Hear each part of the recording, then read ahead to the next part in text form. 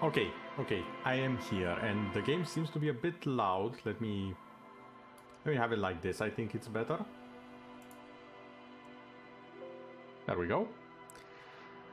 Also, I'm confused. If it's not small and it's not pokey, then who is this? Who has infiltrated small? Mind identifying yourself.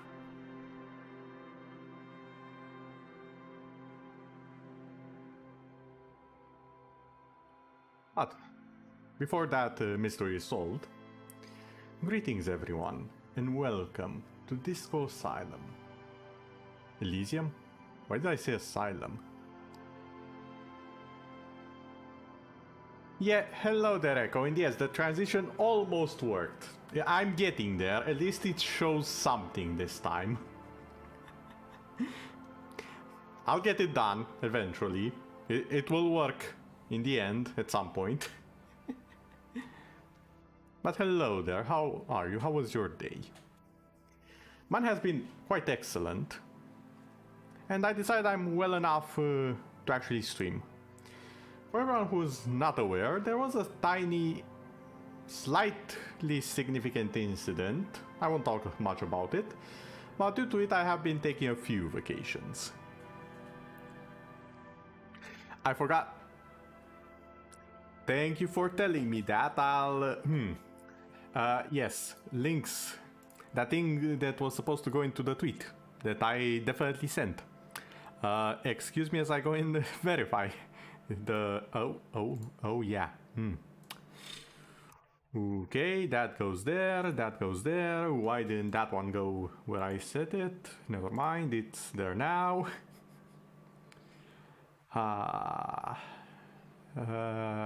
Okay. Okay, good. Now it's there. Perfect. There we go.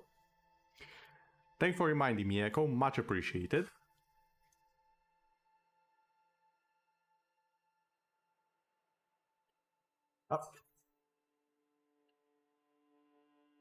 You just returned. Oh. My condolences in that case. May she rest well. Run back a second. Wait a bit. I forgot something. Forgot the lighting in the room. I thought things were a little bit dark, although that might be appropriate considering the situation. Well, having that said, let's see if we can't enjoy a few... Let's see that with a different perspective for now, shall we? Because there will be a lot of that, and it will be in the most comic of ways. So, Disco Elysium. There's a small, tiny, whiny, itsy-bitsy lie in the tags. I have played about 5 minutes of this. So it's not quite the first playthrough, but it might as well be. Because I'm gonna show you guys the ending that I got because it was hilarious and it's very short. And then we'll try and survive it. Oh, an actual Disco Asylum might look like. Honestly, that sounds pretty fun. Having the music. Then again, would anyone even enjoy it in an asylum? Now, Disco Elysium, which is the actual name of the game, from what I know of it, it's supposed to be the story of a cop. However, it goes about it in very unique ways, as you are about to find out. So, we will be selecting new game. These are the standard abilities you can have, the standard stats. However, I created my own one the first time, and let's just say that it was hilarious. So, step 1. We will go very, very high on psych and on intellect. Now, when I say very high, I mean something like this. This will probably not turn out well, because we are very weak and we move like a slug. Not exactly very agile. Our senses are dull as well. Our mind, however, is brilliant.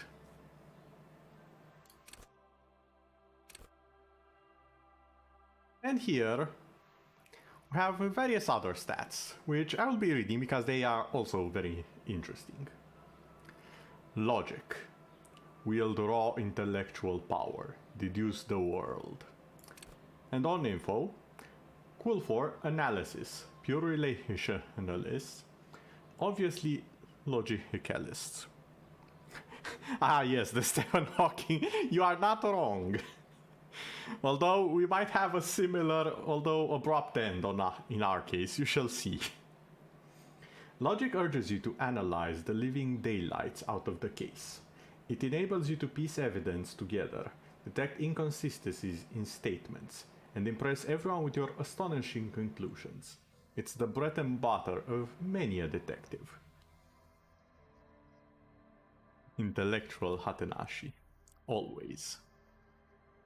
At high levels, logic will be able to solve even the most complicated puzzle. You will be very proud and thus susceptible to intellectual flattery, for those blinded by their own brilliance often miss important clues. With low levels of logic, however, you are going to have a hard time solving even the simplest puzzle. Even if you find the pieces, good luck putting them together. I don't know what that meant, but it sounded smart. Yeah, the game is very well written, from what I've heard. And I'm not sure I'm kind of tempted to read the rest of them because they're very interesting. Call upon all of your knowledge. Produce fascinating trivia. The encyclopedia. This is basically just random facts. I will know a lot of random facts that may or may not be useful. This is a skill in this game, and I love it for it. Cool for thinkers, historians, trivia freaks. Especially the last one. Encyclopedia makes you a know-it-all, turning your mind into a database of facts. It enables you to draw on these facts innately, offering a wealth of background knowledge on all things related and unrelated to your case. Who knows when the history of cigarette brands will provide the breakthrough you need to arrest a murderer, or when the knowledge of pre-revolutionary guns might save a life. Oh my god, Echo, you might... I wonder if you are right, actually. I wonder if you're right. I'm gonna have to try this after we die here. Don't worry, it won't take long. Actually, I'm gonna read just these two so I can compare them later, because I can kind of remember them so far. But the one I went first off was Suggestion. Charm man and woman, play the puppet master. Cool for diplomats, charmers, and sociopaths.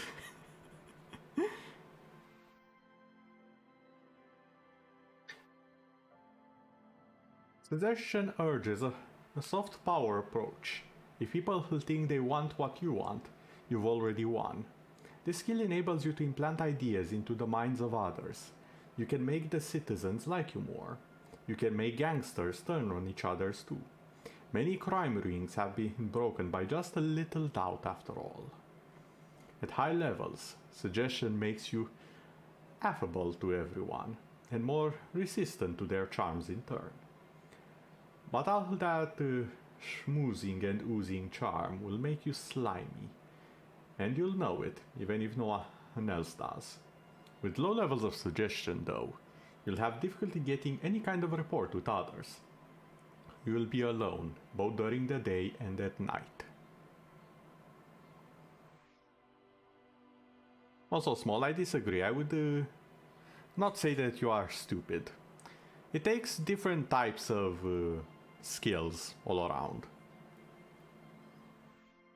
For example, someone who reads this type of literature, such as I, it's only natural that I understand most of it like instantly. But for someone who's newly exposed to this form of literature, it might seem weird or even hard to understand.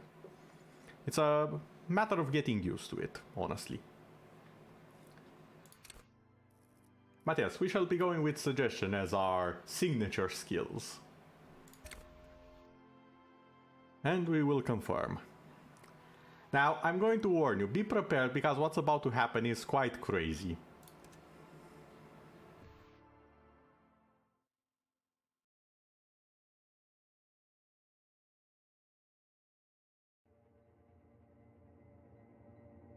The furries are at home in the mirrors. The Furies. Why did I read the furries? What's wrong with me? Hold on, that's not what it read. The Furies are home in the mirror. There's nothing. Only warm primordial blackness. Twitter has ruined me. Your conscious ferments in it. No larger than a single grain of malt. You don't have to do anything anymore. Hello there, ancient reptilian brain. How are you?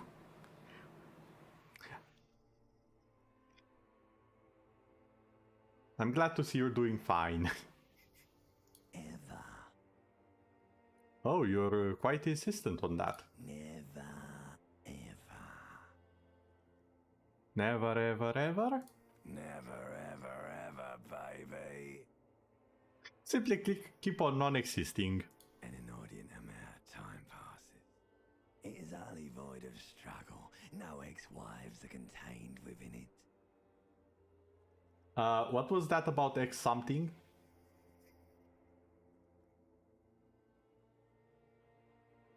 An awareness creeps up on you. A mass lies hidden in your dead angle, soaking in some lurid acidic sauce. It's bloated and shameful. A ball of meat surrounding you. This is a terrible line of questioning, and it will only lead to more awareness of the meat thing. Also, do tell me if the sound is too low, because these voices are fantastic. They're supposed to be unsettling and they're doing a fine job at it. Also, hello there, limbic system, how are you doing? I would like to know more about that X something. Go back to that. Ex-love. Ex-tenderness. It is foolish of you to resurface to the loss. Not after all the damage you've suffered to get here. Some of it irreversible. A little too quiet, okay, give me a second. Stay. Sail with me through the abyss of pelagic zone.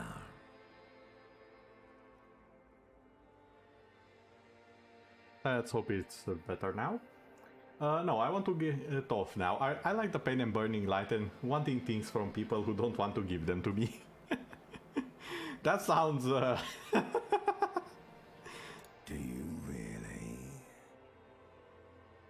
Yes, I do. Let me off. You wouldn't like it if I told you what was back there. Why'd you think you had to bludgeon yourself into oblivion? Or did you not sense yourself marinating?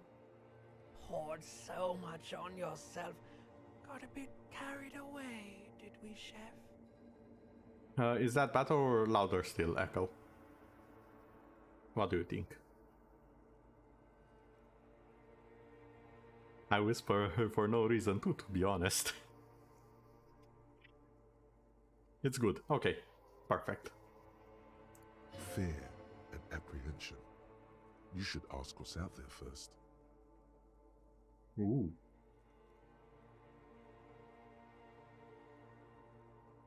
Tell me, what's waiting for me? There's this giant ball there. An evil apes.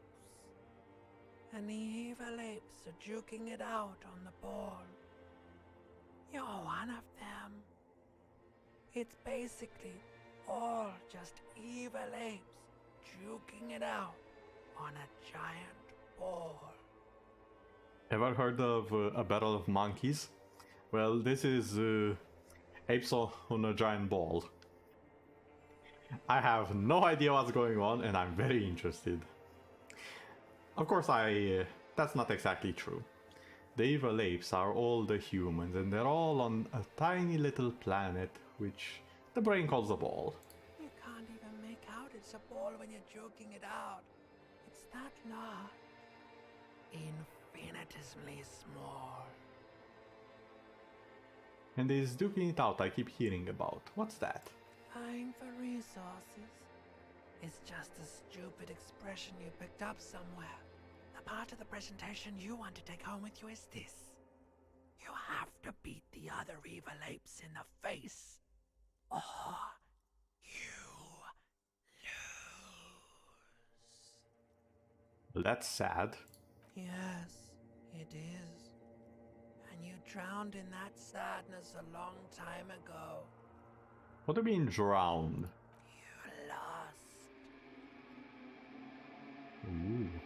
The sound outside, you recognize it. It's a Caprice Canema motor carriage.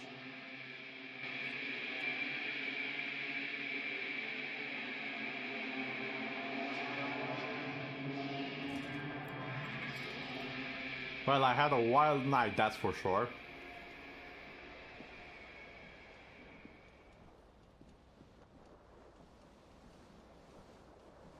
Okay, let me just get my pants. And my coat.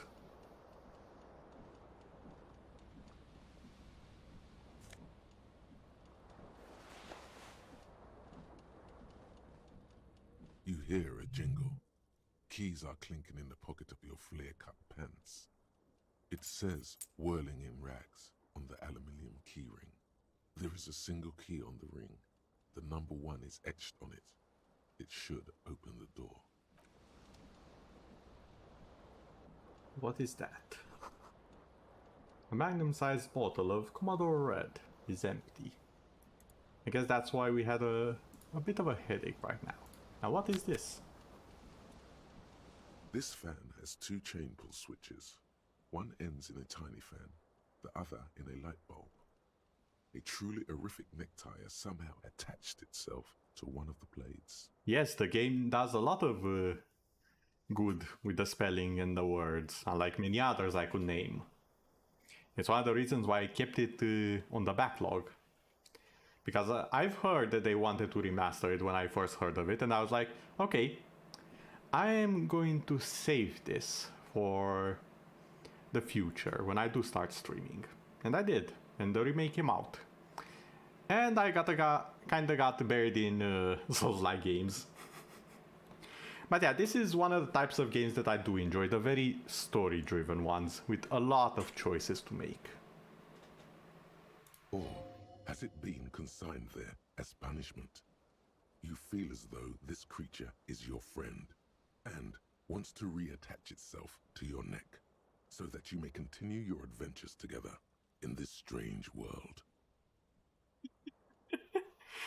Yes, this strange creature called a necktie is my friend and wants to reattach itself to my neck. Nothing sus going on there. Oh my god, I love this game. Now I could go and just try and grab it, but the chance is low. Quite low, I would say. This is a white check. I may retry it. Ooh. Okay, you know what? I feel Omega Tires, so I'll lie down. Okay. Do make sure to rest, Echo. It's perfectly fine if you do so. You can even go. It's really not an issue.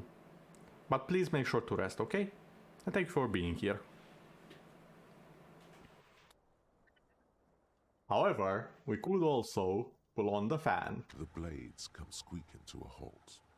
It should be easier to reach the tie now. And now, we actually have a better chance of doing it. You swoop up and catch the tie. Snap. It's released from the blade. Warning, warning. The necktie is no longer contained.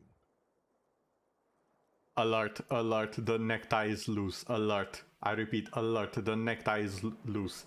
Release Fox 9. the nine-tailed fox needs to be deployed on site. And yes, that is a SCP containment breach reference. What you have in your hand is a fantastically colorful tie with 4 or 5 different patterns. The knot reminds you of a noose. Horrific necktie. If it's your friend, why was it up there?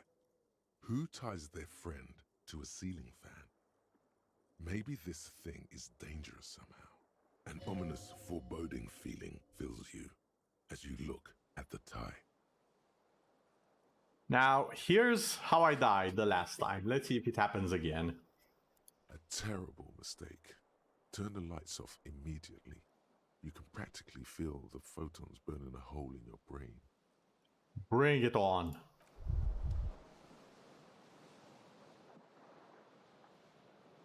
You feel something in your chest, an unnatural pressure. It's spreading to your left arm, your jaw. I'm sure it's just heartburn. Oh god. No, it's many years of combined self-neglect and self-abuse. Try to remain conscious. All you feel is pain and weakness. You have to surrender now. We all do. It gets so dark. You don't even see her face, like you always thought you would. You only see pain and fear. Cop suffers final heart attack. A detective lieutenant of the RCM passed away yesterday. His death, though abrupt, did not come as a surprise to those who knew him. He was the heaviest drinker I'd ever met. Captain Ptolemy Price, the deceased superior officer, commented, "That ain't easy on the ticker." He loved his liquor, sure, said Detective Chester McLean, friend and colleague. But I think before he ever had a heart attack, his heart was broken. According to an official statement given by the RCM, the officer was on the brink of solving a murder case. Well, not anymore. The end. That was the only ending that I have played so far. And can I say, that convinced me to play some more, so here we go back in. Now I'm going to take Echo's suggestion and make... we're going full on power, and let's see if the descriptions are any different now.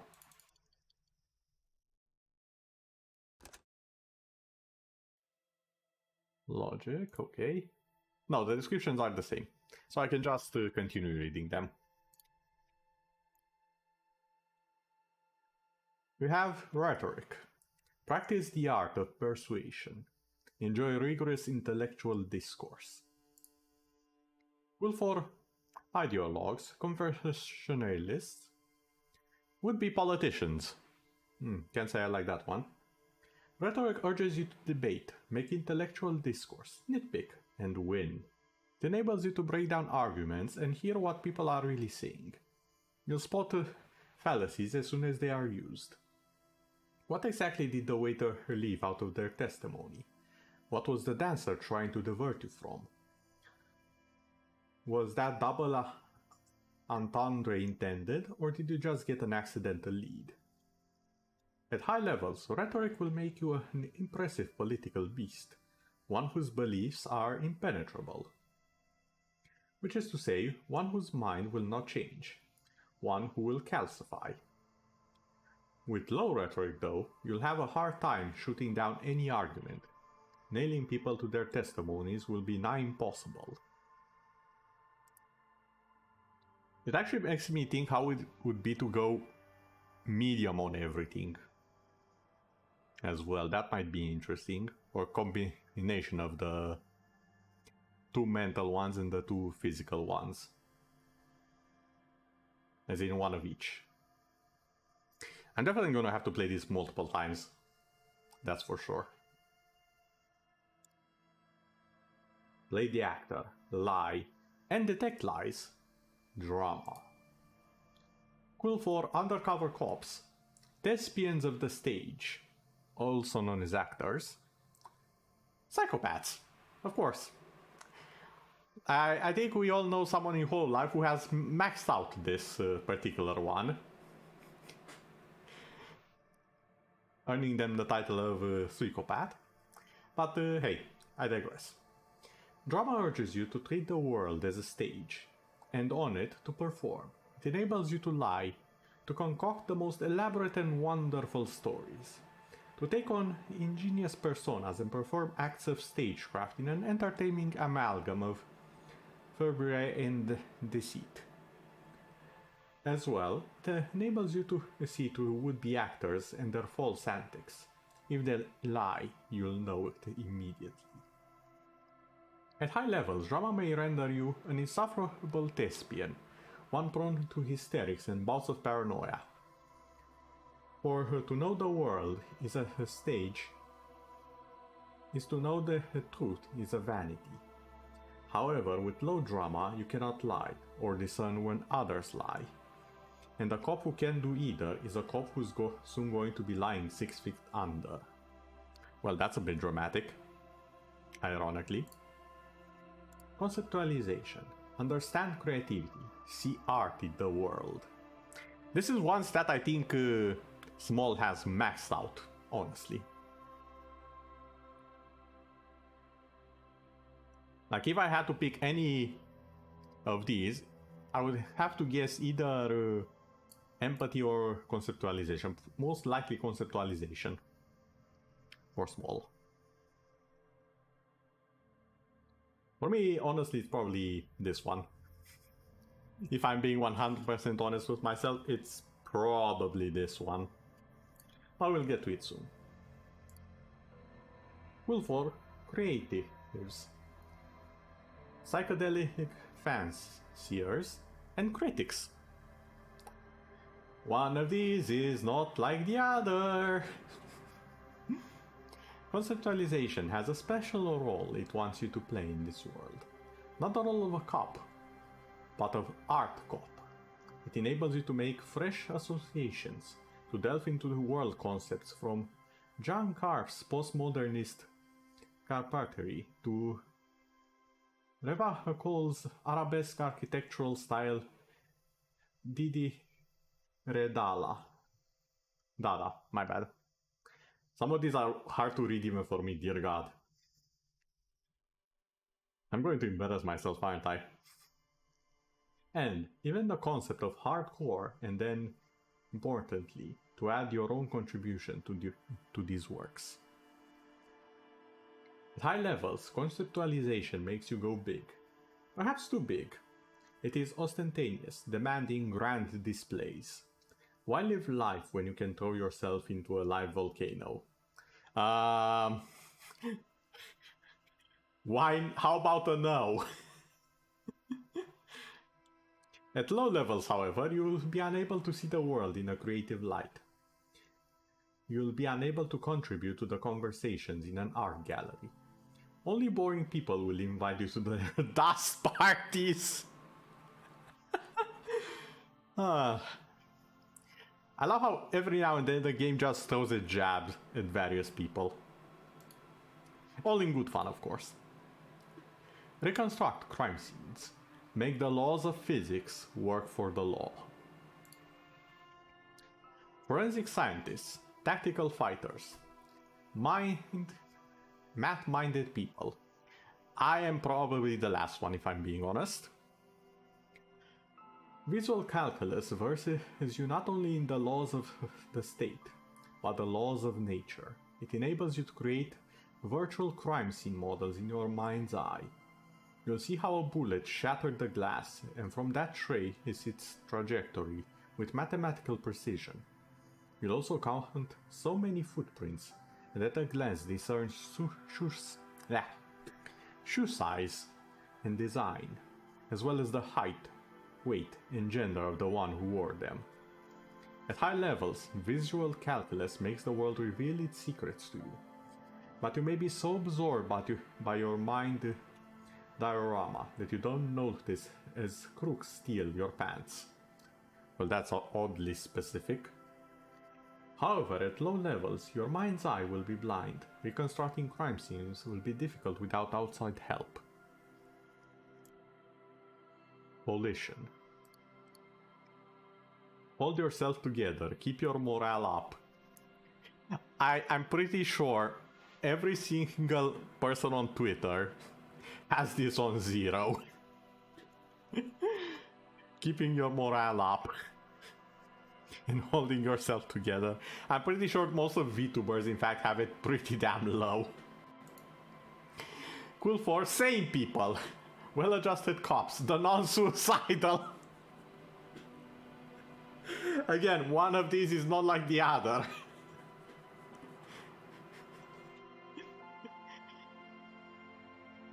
Volition urges you to be a good guy, to others and to yourself. It enables you to resist temptation, be it in a bottle, between a pair of legs, or at the end of an iron barrel which promises oblivion. Volition gives you the will to finish the investigation, improving your morale. One of the 2 health pools in the game. Oh! Morale is a health pool. I'm guessing health is the other health pool, which I lost when I turned on the lights, which led to a heart attack. I just realized I died from a heart attack by turning on the lights. I think I was a vampire in that one.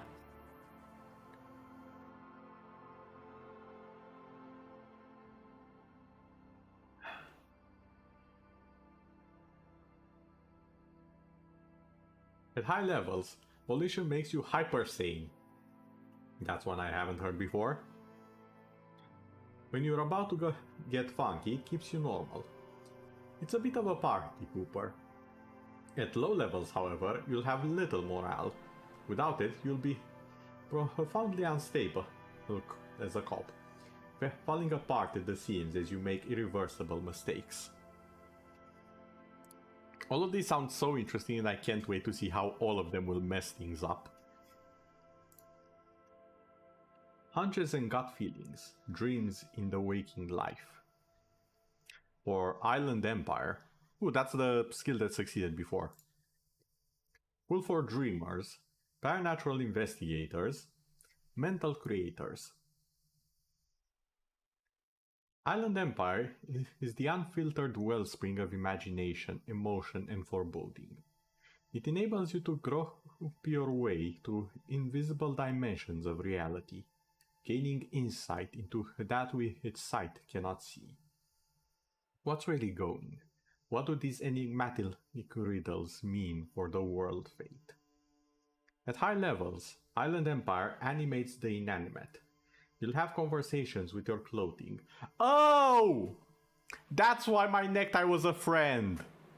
Oh, I kinda want this now. I kinda want the best friend gun and the pet necktie. I kinda want that in my life.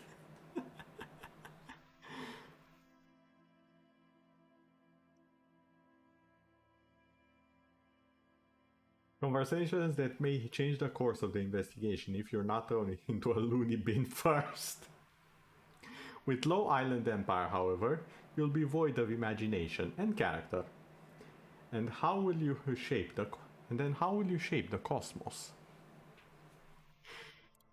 Empathy. Rule 4. Judges of character. Interviewers, interrogators. Understand others. Work your mirror neurons. Empathy breaks into the souls of others and forces you to feel what's inside. It enables you to notice what social cues others may miss. Perhaps a hidden sadness you could coax out a little more. A strange joy from someone who should be bereaved. Or a hidden resentment that would return to harm you later. At high levels, empathy really puts you in other people's shoes. You'll cry for their sorrows, punch walls to relieve their angers, and be even more of an unstable cop. Oh! Excuse me? Hey, Zenny, welcome! How was your stream? Hello there. Did I fix the... Hold on. Let's see if it's fixed. I hope it's fixed.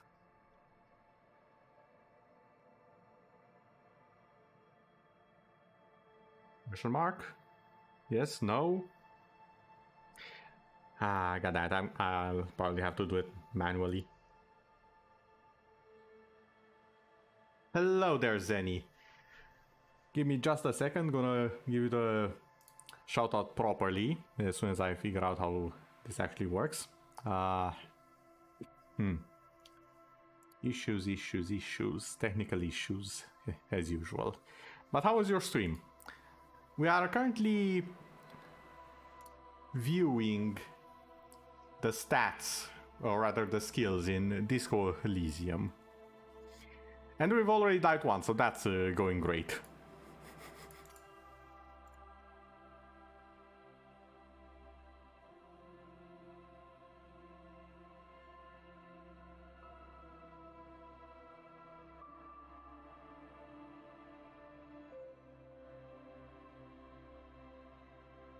It was fun, glad to hear it.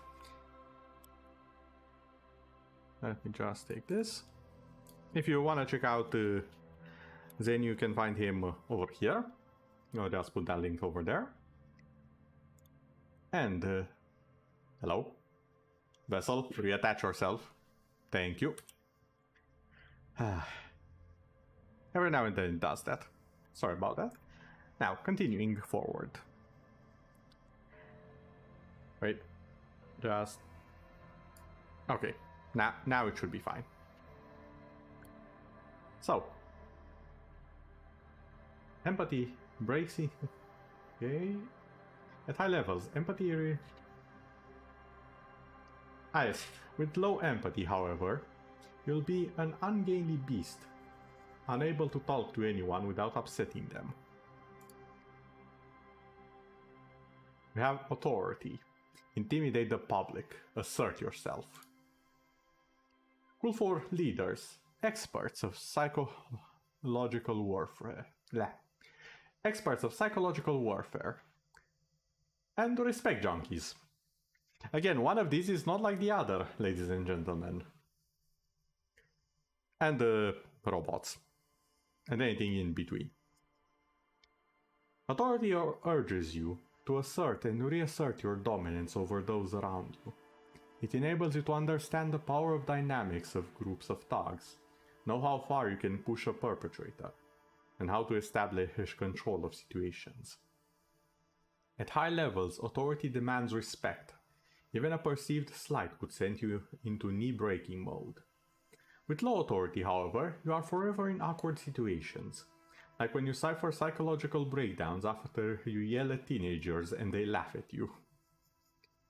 Again, some of these examples are oddly specific and I love it. Also, I didn't introduce myself now, did I? Welcome, Raiders. My name is Hatena Shiraza. I'm the narrator of Realities. And today we are taking a glimpse into the world of Disco Elysium. The story of a detective who, in my hands, will probably suffer a few more deaths than normal. But it's all in good fun, so please enjoy the show. Esprit de Corps. Connect to Station 41. Understand cop culture. Cool for cops. Cop aficionados. And pretend cops.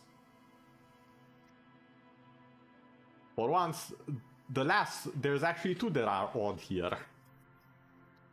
Esprit de Corps is the very spirit of policing, the Kopfgeist.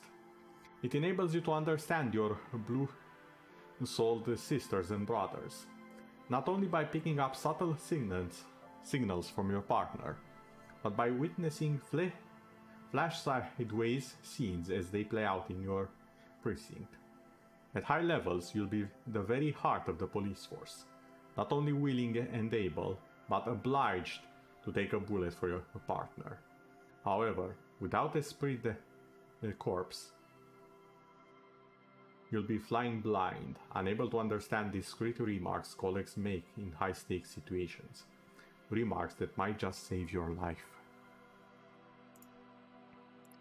I'm just gonna consider this teamwork. What is wrong with me? I swear it's my hand that's injured, not my tongue or my brain. I'm going to consider this teamwork. Suggestion. Charm men and women. Play the puppet master. Rule for diplomats, charmers, and sociopaths. I do believe I've already read this one before. So let's skip to endurance. We are finally getting into the physical traits. Take the blows, don't let the world kill you. Rule 4. Fighters who can take a hit. Lookouts who don't sleep. Human batteries.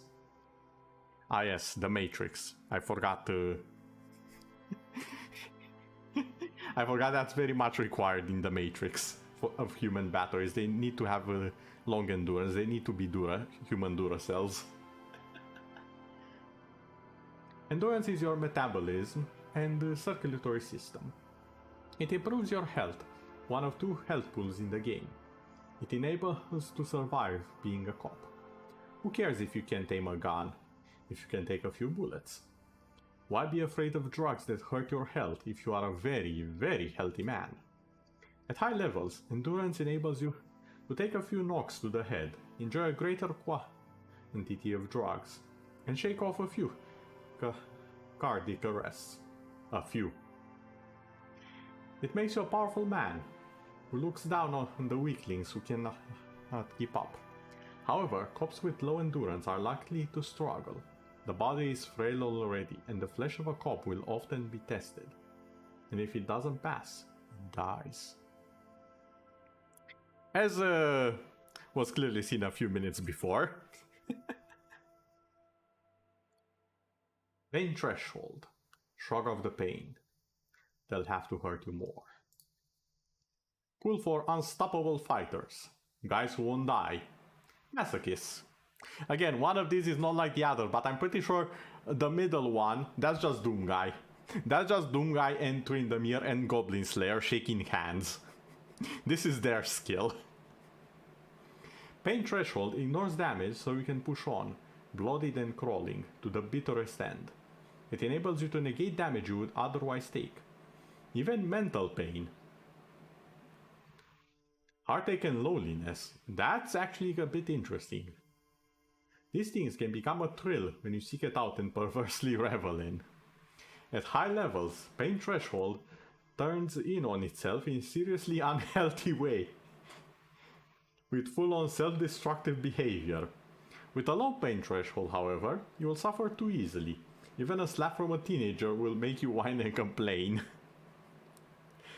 We can already see that we will not last long in the business without this. Physical instrument. Flex powerful muscles. Enjoy healthy organs. Cool for muscle men, bare knuckle brawlers, gym teachers. Oh my god, they're all normal. Okay, I need one of these to have completely batshit insane people as the cool for. I need this, because all of these are kinda normal. Physical instrument is not only your muscles and your skeleton, it is your ability to use them effectively. Ooh. It enables you to do push-ups, sit-ups, knockout punches, and 360-degree spin kicks. Shoryuken! Alright, no, how was it? It's not the Shoryuken, it was, I think it was Tatsumaki Seppuken or something like that. The spin kick, you guys know what I mean. From Street Fighters. The one that Veldora also copied in the anime. That's what I'm thinking of when I hear spin kick now. It's a one-size-fits-all solution to thriving and surviving in a physical world. At high levels, physical instrument breaks doors, chains, and bones, and it makes you laugh at the mambly pansies who can't. You'll be manned up, encouraging others to curl iron until they've manned up too. At low levels, however, you'll have a hard time arresting anyone who isn't an infirm or already dead.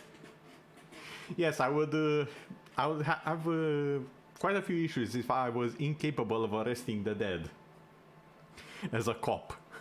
That sounds like a bit of an issue. Indeed, engaging in physical confrontations could leave you in either state. Oh, Already dead or infirm. Good to know. Electrochemistry. Go to party planet. Love and be loved by drugs. Oh. So this is the drug skill. Good to know. High flyers, party enthusiasts, cops who need lightning. Electrochemistry is the animal within you, the beast longing to be unleashed, to indulge and enjoy. It enables you to take drugs with fewer negative side effects. I'm pretty sure that's not how things work, but okay. It also enables you to better investigate lurid matters. If you need to understand a chemical breakdown or talk to someone blasted out of their minds, or understand the sexual dynamics, electrochemistry is there to guide you. Not sure about the last one. At high levels, electrochemistry makes you a man of unrestrained pleasure. An independent Lortario who leers at people with a bottle of speed and a plastic brandy straw in either hand. But with low electrochemistry, you'll be too innocent to be effective. Without the working knowledge of drugs and the sex, the city will be difficult to understand. Yeah, this is my dumb skill, the skill that doesn't exist for me. Ah, shivers. Raise the hair on your neck, tune in to the city. I'm actually surprised that I cannot pick like a few of these, and it's based on these. Because some of them don't really feel like they should be where they are. I don't know, maybe it's just me.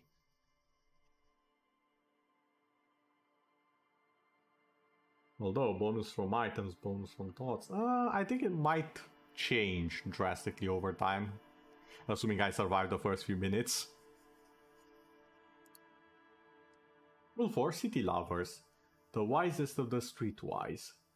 The genuinely supernatural. Oh.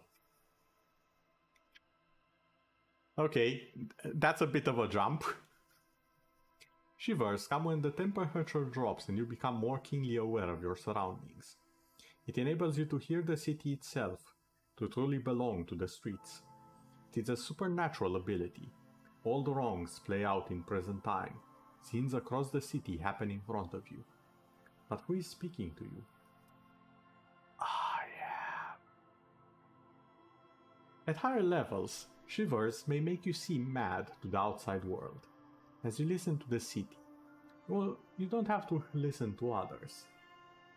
Your superiors may begin to worry. With low shivers, though, you will seldom hear the city speaking to you. And if you cannot hear the city, how can you save it? True, you need to listen to the people you are trying to help.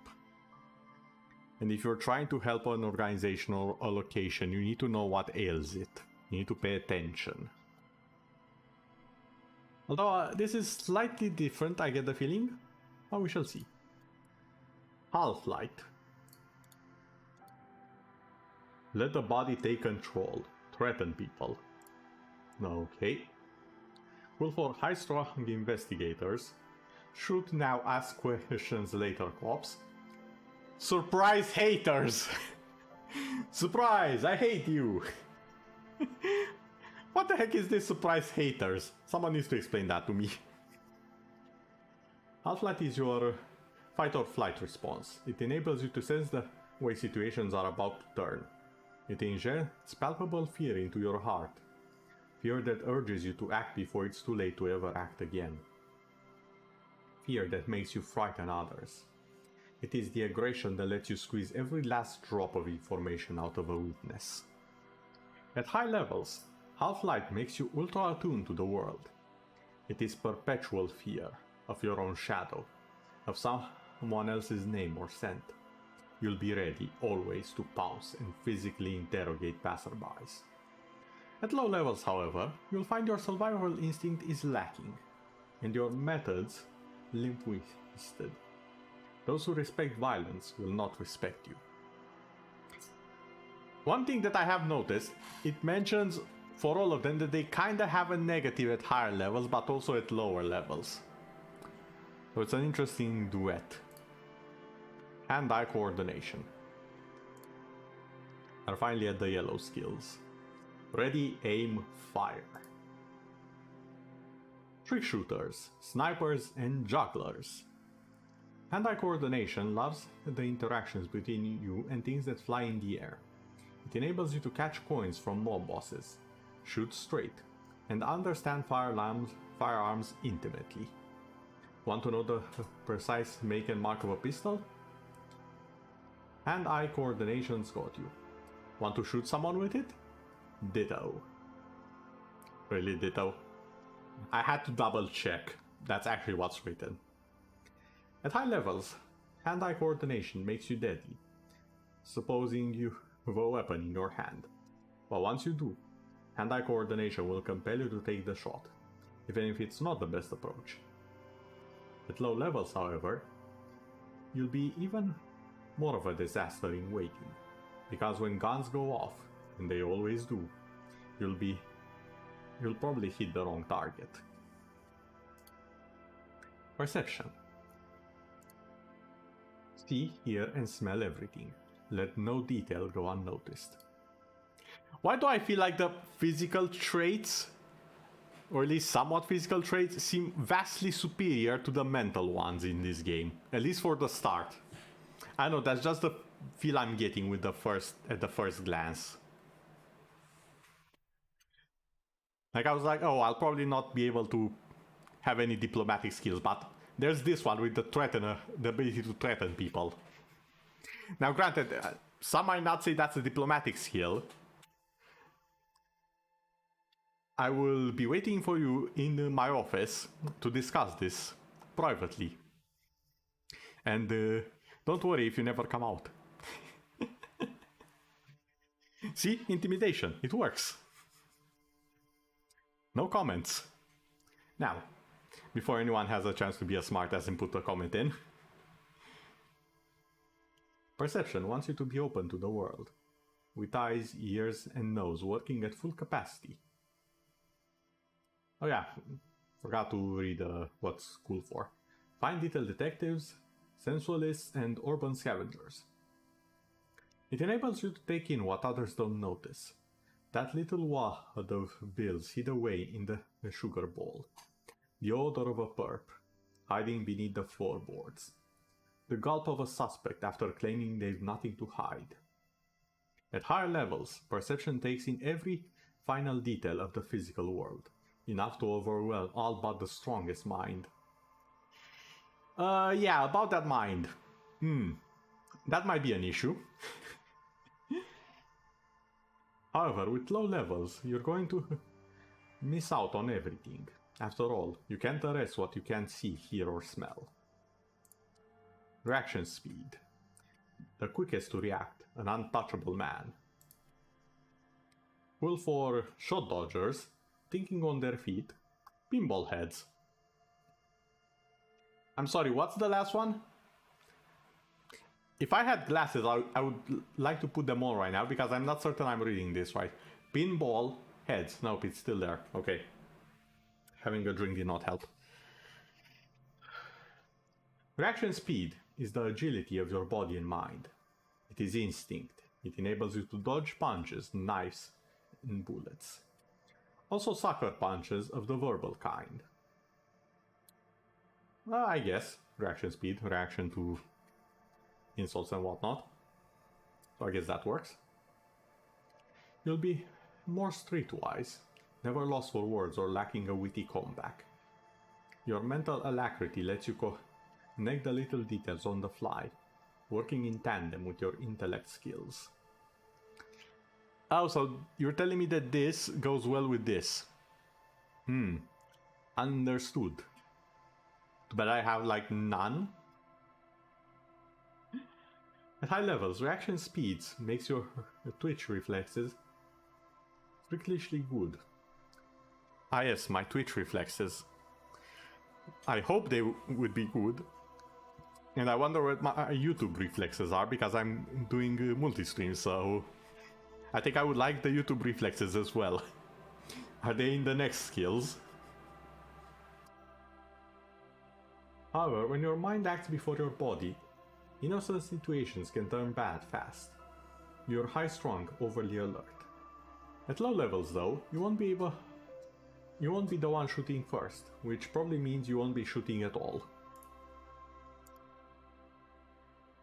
Nick under their nose, stun with immense panache. Save your... I'm not even sure that's the entire name. It looks like it's kind of... Hold on. Nope, that's the name. Save your... Fair. Puree. I'm pretty sure some of these are French. Or either French or Italian. So I'm not that well versed in the language. Cool for acrobats, thieves, unbearable show-offs. Urges you to be better than you are. It urges you to be disco. I'm not sure better than you are and disco are the same thing, but let's go with it. Slip by others in Samarran boxing style, then tumble out the back with unexpected acrobatics. It enables you to move with silent footsteps, to groove to a good beat, and to lift useful evidence of purse without them noticing. It also makes you a cooler cop, whose athletic flair will certainly impress the citizens. At higher levels, Savior, I'll just call it Savior, so I don't embarrass myself more, will make you the King of Cool, which is much to say, the most stylish douchebag in Revachol. Nobody will see you until you're ready to be seen, and then they'll get the full treatment, whether they want it or not. At low levels, however, you'll be a bumbling, reckless cop unable to catch a pair of keys thrown by your partners without losing an eye. Well, master machines, pick locks and pockets.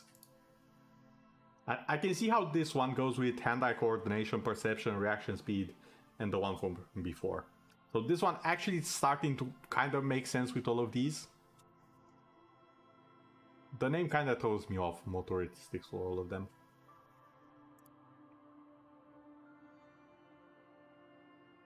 Interfacing wants you to connect to machines, to use and improve them, because that makes them...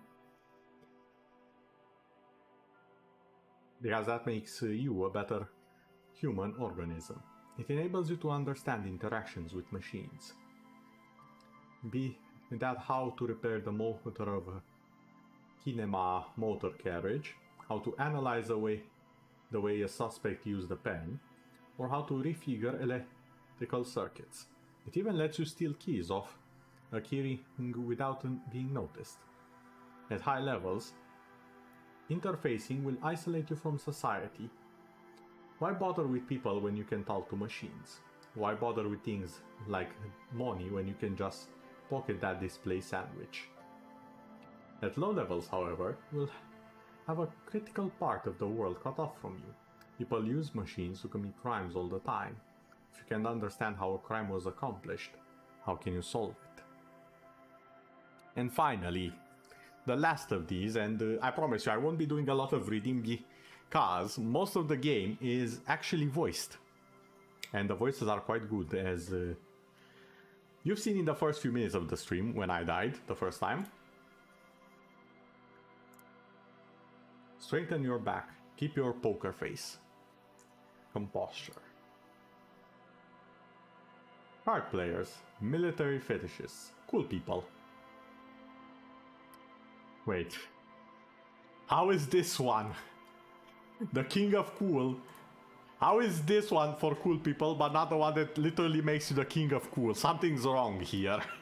Game, you're lying to me. Composure lets you not crack. Or at least it wants you to not crack in front of other people. Yes, that's a very good distinction. It enables you to put up a strong front. It keeps your emotions hidden from the world and helps you read the body language of others, to sense the cracks in their own composure. As well, it keeps you good looking while you do it. You'll rock that disco outfit a lot more if you don't slouch. At high levels, composure makes you tuck her gut in and maintain a stern expression. Even lying in bed late at night when no one else can see you. You'll have to keep it up. You'll never be able to stop. With low composure though, you'll always be the first to crack. Every cop has got a point where they all feel when all that fear and rage comes spilling out. And those who unleash it don't stay on the force much longer.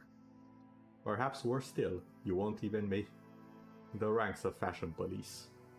Ah, yes, because that was the issue. Okay, let's... I kinda wanna take something different. And I'll go with this one and hope I still get the friendly necktie. Wait.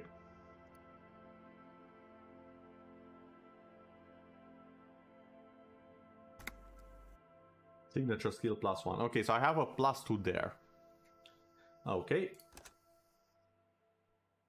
Let's finally start the game. Sorry it took so long, but I do want to read all of the skills at least once. The Furies are at home in the mirror. It is their address. Even the clearest water, deep enough, can drown. There is nothing. Only warm primordial blackness. Your conscious ferments in it. No larger than a single grain of malt. You don't have to do anything anymore. Ever. Never, ever. I'm curious, what happens if I simply keep on non-existing? An inordinate amount of time passes.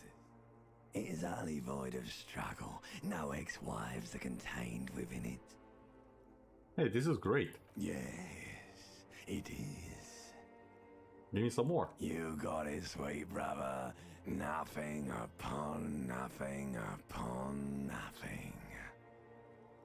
How about you give me some of that sweet oblivion? Let's go to the void, shall we? Coming right up, sir. Smooth passage. Allons-y, let us proceed. Alright, nothing town to fuck all borough. I have no idea what half the things that are mentioned here are, and this is great.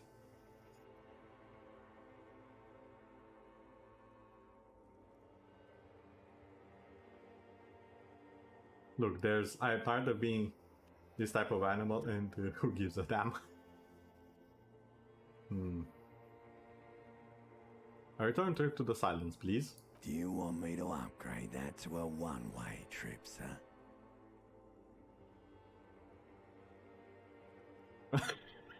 Wait, no, I need to belittle myself instead. Do you really? Oh, it's fine. The song of death is sweet and endless. But what is this? Somewhere in the sore, bloated man-meat around you. A sensation. Like a fly to the ointment, your conscience sticks to it.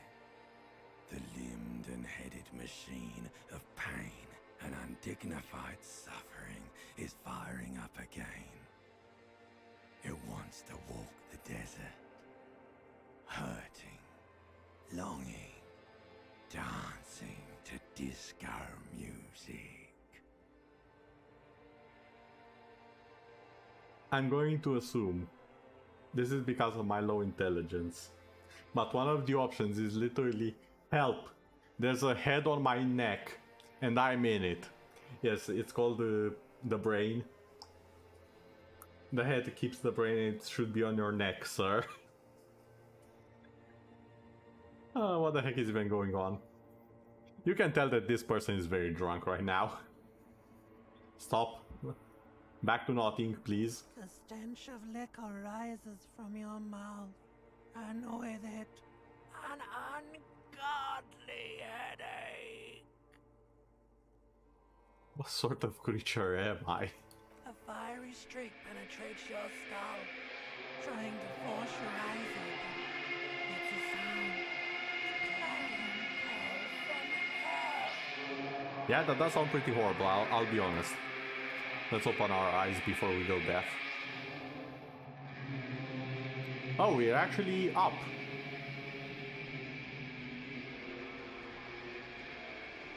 Not lying down. That's interesting. The necktie is still there.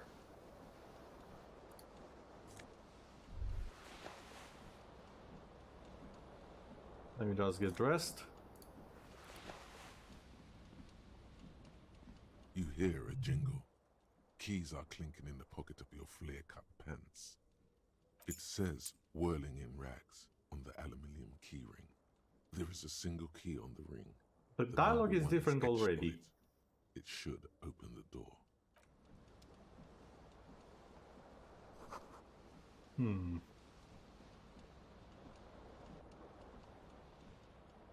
The window stands broken in its frame. Cold wind blows in.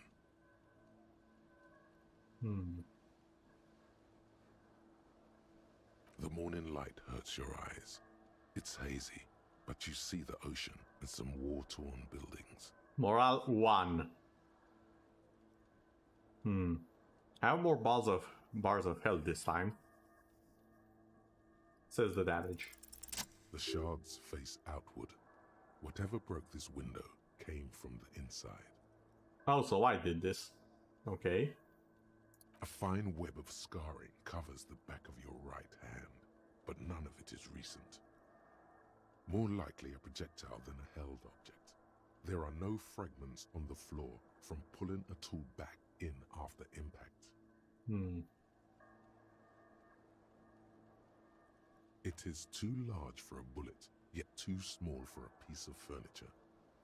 You're looking for something heavy and larger than your fist, like the green shoe that's on the hat rack in the corner, which, coincidentally, is missing its friend.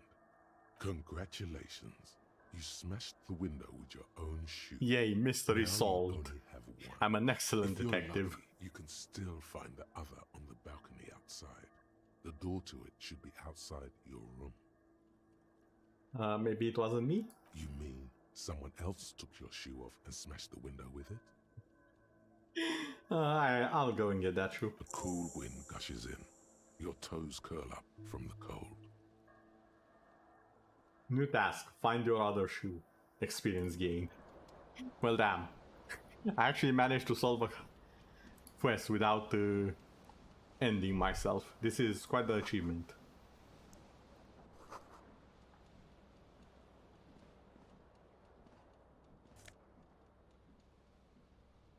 Conceptualization and suggestion.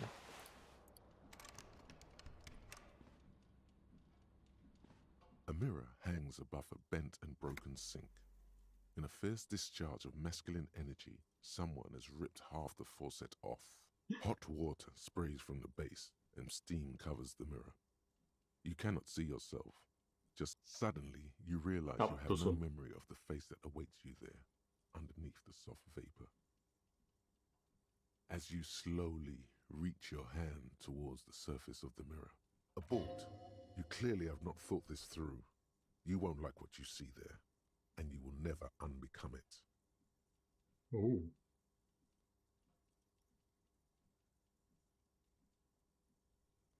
Yeah, there is definitely something wrong with it. What's wrong? Where to even begin? There is the bloatedness, then the swollenness. It's like there's an upholstery of alcohol underneath your skin. At least my tongue is okay. It's not. It's swollen and snail-like, wriggling between your fingers. Bet you are. Your nose feels like a small balloon in the middle of your face. It hurts when you honk it. It doesn't appear to be a particularly tiny nose either. Honk honk. Not with all the drinks. I'm not a clown, why did I honk my nose? Wipe the mirror now. Behold. You have no idea who this thing is, do you?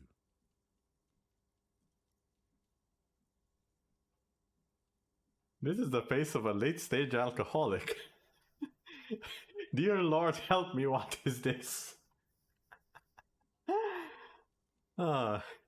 Wait, Is it just me or did the portrait also change? I didn't notice it at first, but did the portrait change? Because if so, that's a neat detail. Whatever it is, at least it's dead now. There's clearly rigor mortis on your face. Oh wait, is that an expression? Are you trying to make an expression with that face? I have no idea why it's there, it just is. Please stop. It's horrible. You're scaring yourself.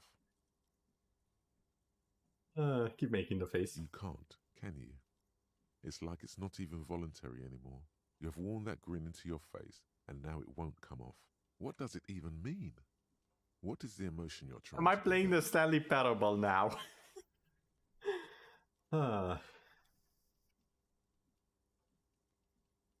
And there's some charm to it. I think it's supposed to look suggestive. I fear it's meant for the ladies. This face, yeah,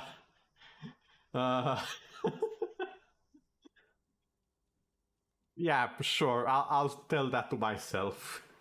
Please promise yourself you are not going to try it on any of the ladies, whatever happens. I promise, lie. You liar. You can't even tell the truth to yourself. Go ahead. Try something. Encyclopedia. Ooh. Ooh. The chances are not in my favor. Dig into your mind to locate the source of the expression.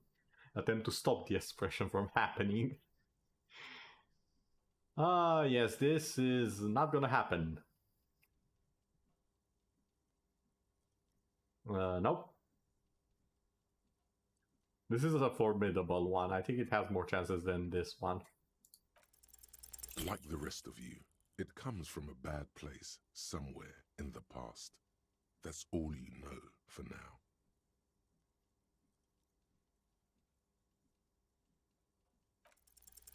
It's too late. Like an image on film. The expression belongs to your primary motor cortex. It would take a minor neurological miracle for you to cease producing it. Let's leave the mirror alone for now. Can I have my necktie friend back? This fan has two chain pull switches. One ends in a tiny fan, the other in a light bulb. A truly horrific necktie has somehow attached itself to one of the blades. The blades come squeaking to a halt. It should be easier to reach the tie now. If I fail this... You swoop up and catch the tie. Snap. It's released from the blade. What you have in your hand is a truly hideous necktie. With 4 or 5 different patterns. Friend necktie, no. Okay, so I have Inland Empire for the necktie. I have a shirt.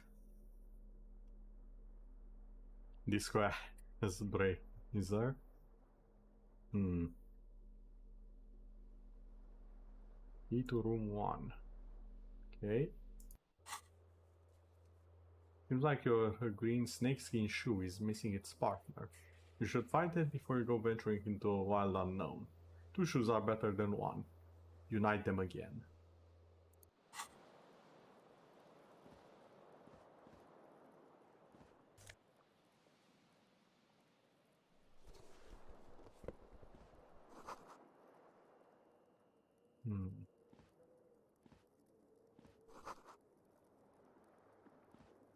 Okay then. I think we are ready to adventure outside.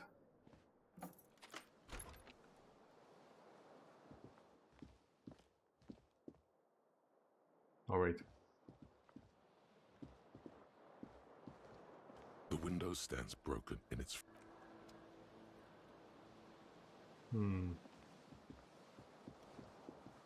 Wait, that's the mirror. Wait. Is it the mirror? What's here?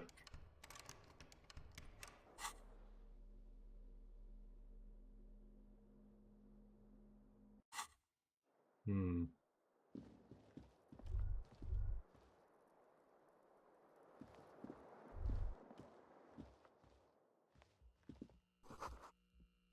March, the year is 51. Hello, officer. Greetings. The young woman raises a cigarette to her lips. Miss Orange, the disco dancer. Her eyes are brown and her face is speckled with birthmarks. She can't be more than 28.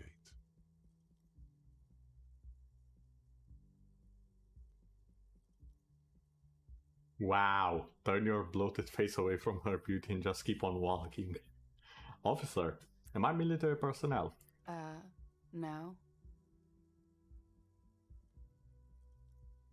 Then why call me officer? Because you're a police officer, sir. I am, yes. Unless you've been feeding us a set of very well-rehearsed lies all this time. All this time. You've been here for 3 days. On official police business, no less. Couldn't say. In truth, so far, mostly drinking. No, we are not doing that. When the right mind will let me be an officer of the law? That's a very good question. Don't be so harsh on yourself. They let almost anyone be a police officer. I can't tell if you're trying to be kind or are insulting the police or both. Why don't I remember though? Could it be because of the drinking? Yeah, that might be it. She hasn't had time to put her makeup on. This is her morning cigarette. She looks tired, her beauty waning faster than it ought to at her age.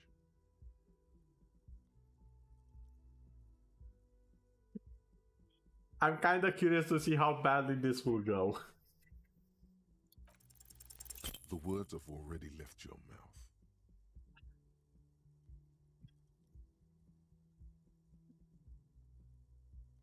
No. What was that? That's not even how words are used. What did you say? Come on. No, Say it we're again. not doing it. This is not how we do things on the channel. Come on, man. Freddy, please. One more time. Find someone else to laugh at. I'm sorry. I didn't mean to hurt your feelings. Well, you did. I'm drunk and tired. And, Something stirs in you as she's about to go. Call it an instinct, a need. The need to ask questions. It's like you said the words a million times before. She looks back at you, a light glinting off her eyes. Before we go, I have some questions for you. Yes?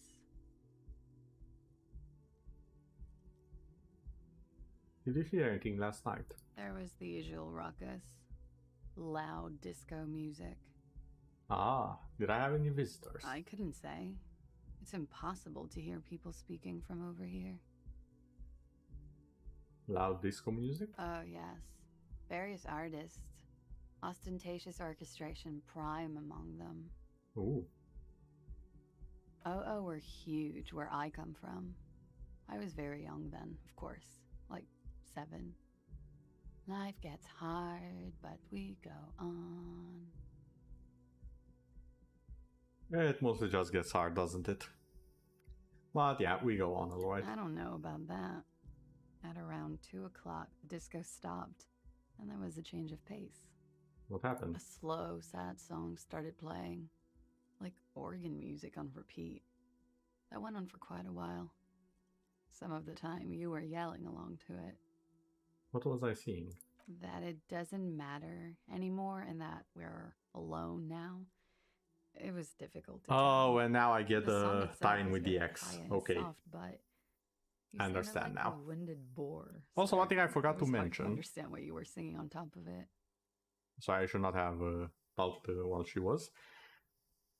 I forgot to mention, this game actually does have Twitch integration. It's not enabled yet, but I might, if I plan on doing this more during the game, I might enable that for the next stream. We shall see. When you say wounded, you mean in a cool way like a wild beast? Yes. It was very cool. And then what Then happened? you started screaming and trashed the place. Are you sure I wasn't being assaulted? No, it didn't sound like there was a fight. It sounded like someone was trashing their room. A window was smashed. The tape player, probably. The song stopped. And furniture, too. A real destructathon. There was screaming.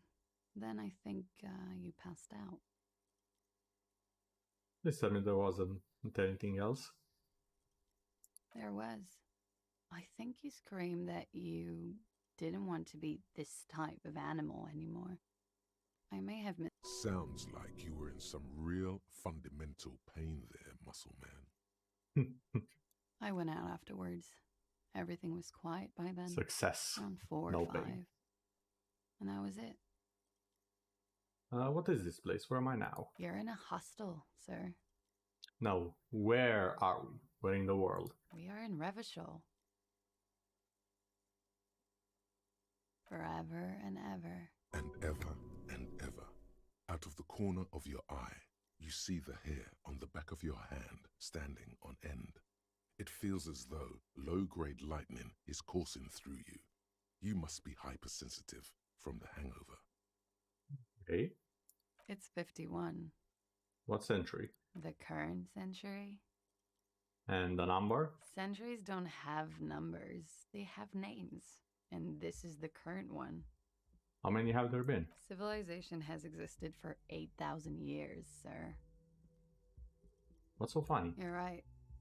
There is nothing funny about civilization. Okay, you can go now. Glad to have been of assistance. Okay, what's this?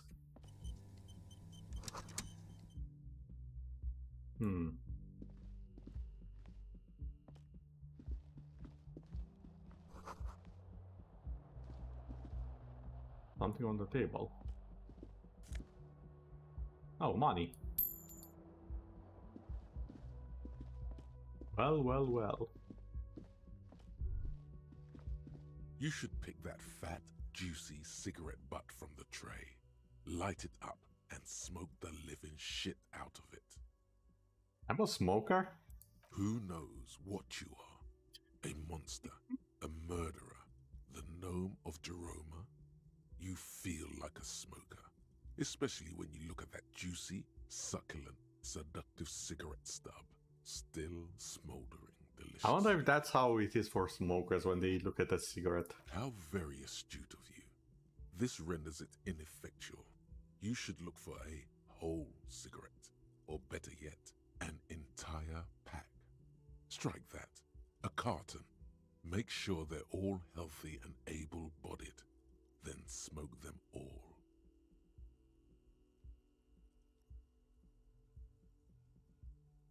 I'll think about it. Good. Thinking about yummy cigarettes in your mouth is the next best thing. Make Not sure really you a think cigarette about person, juicy sticks so- of tobacco all the time, though. It doesn't count if it's not all the time. And when you're done thinking about them, graduate to getting them. Plus, smoking them gives massive bonuses. Now you tell me. Okay.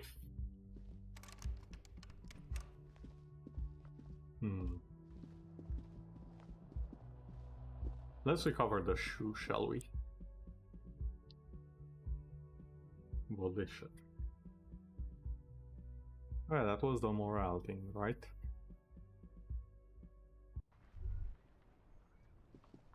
Hey, it's my shoe.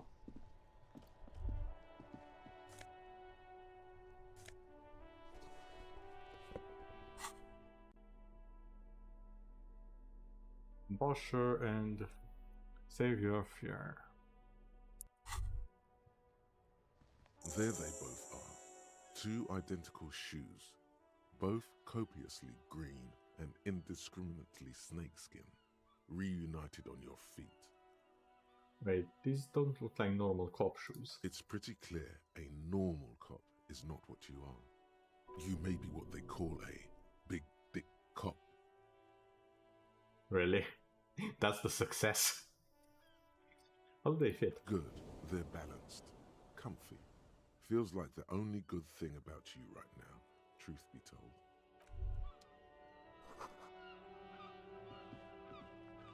told. Okay. Let's get out of here. We have recovered our shoe. We look somewhat presentable.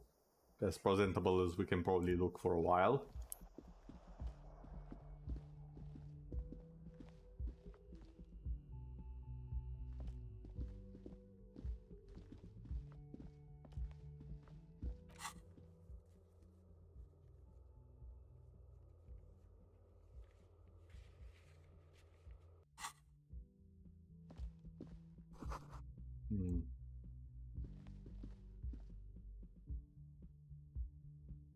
So far, we've survived quite a bit more than last time. Now let's see how that goes.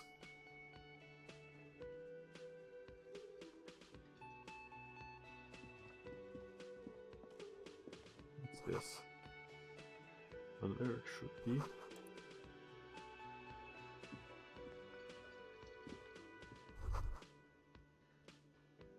You should totally sing karaoke here, the first chance you get. Your emotions need to be expressed.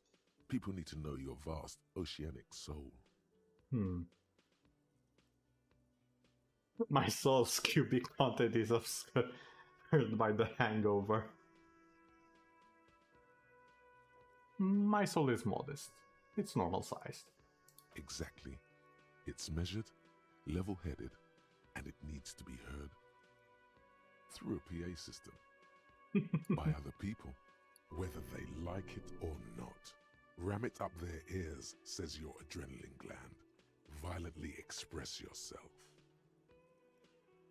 What should I sing when it comes to it? You should sing the sad, slow song you were listening to last night. Thought it was obvious. Maybe something happy. No. Don't sing the happy song. It's stupid. Sing the sad Come song. on! It's profound.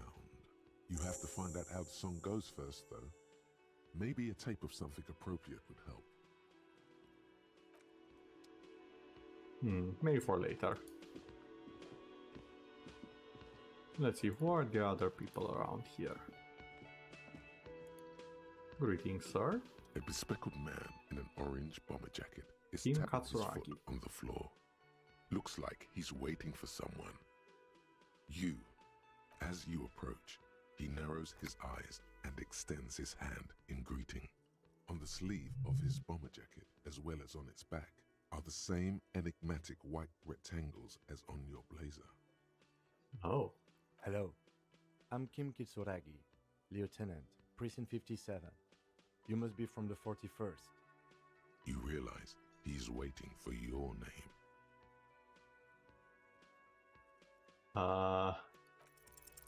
Raphael Ambrosius Cousteau. Raphael Ambrosius Cousteau.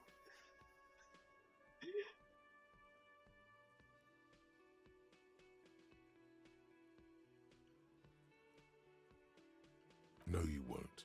Raphael Ambrosius Cousteau is one classy name, and you're one classy cop. Yes, well, He doesn't even process what he just said. it looks like we had a little scheduling error on Sunday. Saturday too, actually. Have you had time to talk to the manager here? No, I haven't. Then we should ask him for a rundown of the area. Get me up to speed. I understand the scene is out back, right? It also wouldn't hurt to assure him the police are finally here. In full force, I mean. Have you mapped out the initial interviews? Yes, I have. Good. But even if you haven't, we'll have time for that after we take a look at the coroner's case. Have you removed the dead body from the tree? 3. I don't like dead bodies. Sure. But did you take it down from the tree? No. So, the body, where it has been hanging for 7 days straight. Oh! We should go there as soon as we are done talking to the owner. What a shame. Get to it now. Rip that body down from the tree.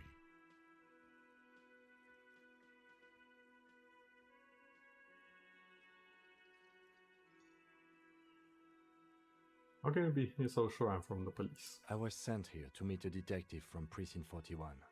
You have the insignia of the Citizens Militia on your sleeve and on your back. Fair enough. I suppose you could be impersonating him. You could have gotten the insignia from the black market or forged it. But for now, I'm going to set those possibilities aside. I'm not from the Inspectorate General. Yes. They are not just white rectangles. They bear a halogen watermark with the letters RCM and a pattern resembling the street grid of Revachol West. Oh. I would ask you to step into the headlights of my motor carriage, but again, it's none of my concern. I just need you to do your job. You mean you don't have a badge? Losing your identification card is a serious matter. My vehicle has a shortwave. You can use it to report your badge missing. I would advise you to locate it as quickly as possible, but getting the body down should still take precedence. I can't remember anything. I can see you drank last night and the night before, and that you are still drunk now. But I have seen officers go through worse. Much worse. If you need something for your headache, there is a general store nearby. But as I said, the dead body should be our number He's one quite concern. understanding. Okay. A painkiller would be good about now. This thing is pulsating with discomfort. The best cure for a headache is, of course, morphine. They Really? won't have that, so cigarettes will have to do. Oh. Do cigarettes actually help with that? I'm gonna have to question a certain expert a bit later. Let's go. After you, officer. Oh, he joins me. Lieutenant Kitsuragi is now in your party. You can talk to him whenever by interacting with him. Huh. Okay. Hello, sweetie. The cryptozoologist's wife. Oh no, we have found the cryptolander. Wait, who's Sweetie? Reaction speed. Why, you are, officer. And have you found anyone to be sweet to?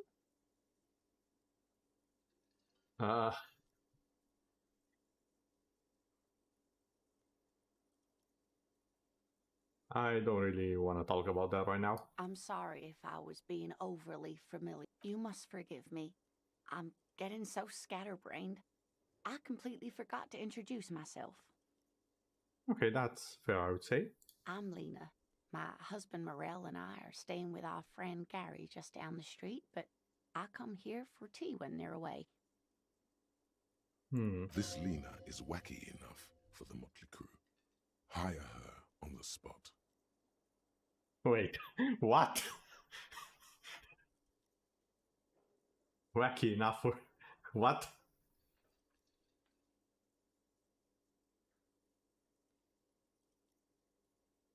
I'm gonna get Of going. course, dear. Good luck with your case. How do you know about the case? Hold on.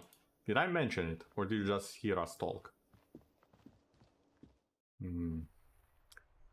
Questions I have that require answers. Oh, this is nice looking. And a lot more snowy than I expected. Do I have a map? I do. I'm here. Waterfront.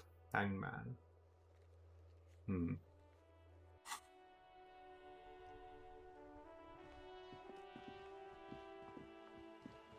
Hello, sir. Step right in. The store is open. Hello. Are you interested in a new and exciting book? What kind of store is this? It's a bookstore, sir. We sell books, postcards, and some board games. It's called Crime, Romance, and Biographies of Famous People. Whoa, whoa, whoa, whoa. Hold your horses, little girl. I failed. 'Cause I don't have a You're fooling nobody. Sir, are you okay? You've been standing here silently for a while now. It's okay if I ask you a few questions. Okay, sir. I'll try to answer any questions you have. I hope they're about books. Who are these famous people? Oh, kings and queens and generals of old, or artists and writers, or musicians, those kinds of people. There's usually something extraordinary about them. I think that's why people read them, to find the secrets of their fame. Alright. See you around. This is not the drugstore I was looking for.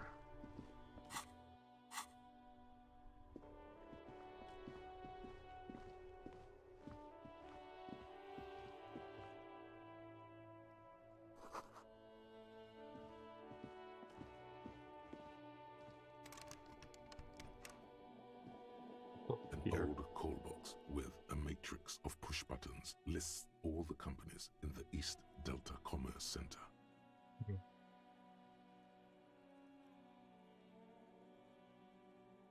Okay. What's over here? You see a set of tire tracks in the brown slush that covers the plaza mosaic. Nope. These tracks are not interesting at all. Let the street sweeper just sweep them away. What kind of vehicle? Hard to say. Your vision is blurred and you're having difficulty concentrating thanks Oh, for to the your love of- relentless cop habit. You look at everything. Ah, fair enough. Cop habit. You look at everything. Oh, I can double click for faster movement. Okay. The RCM in Martinez. What can I help you with? You sound surprised. We don't see a lot of police around here, that's all. The place looks the part. There's graffitio everywhere and the traffic jam behind you is completely unregulated. Of course. What can I help you with? We need directions. Of course. Where to? What's east? The harbor gates? Some kind of commotion, I think. I don't follow the local politics. A fleet store too. South? Some shops and a bridge. The canal bridge leads to the coast, but it's broken, I think. Just coast. There's a little fishing village there, and a fish market. Rows of stalls under a broad roof, where silvery fish were heaped on newspapers. Water everywhere, pouring from the heavens in the shadow of the old church. I don't know. The abandoned kind? It used to gather every spring, but there's North nothing is to where do the there car now. tracks were, so Just what's up there? drug addicts. There's the pier, the Cape Side apartment buildings, some more tenements. Not a lot, really. It's just water. No, actually, I think they call it the Martinez Inlet. There are some islands in the bay. Thank you. No problem. She's very well composed, back straight. Who are you exactly? Me? I am just a gardener. She hides it well, but behind the sweat and dirt there is something else in her rigid posture. And what are you doing here? I am working. On what? I have a greenhouse in the yard there. I've been trying to get some work done. But? Well, as you probably know, there's a corpse hanging from a tree there. Oh! It smells pretty bad, so I have to take breaks. Don't worry, miss. We are here to clean it up. You can get to work soon. Thank you. My head is about to explode from all the salts I've had to inhale. Salts? Ammonium salts. Perhaps useful for later. Of course. I won't hold you back. If there's a corpse, then you're going to need those gloves for the autopsy. One more thing. Can I borrow your gloves? Sure, keep them. I have another pair. Okay then. Really? None. Maybe just a tiny bit of annoyance. Thank you.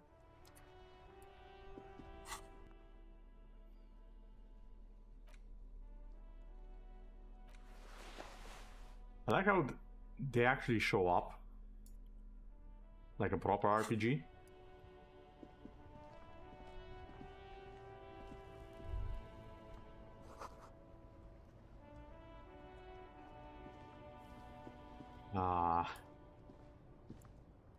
No, we are not taking the smokes. We are not smoking. We're turning over a new leaf. As soon as I can find the direction we should be going in. It's over here. Okay, nothing there.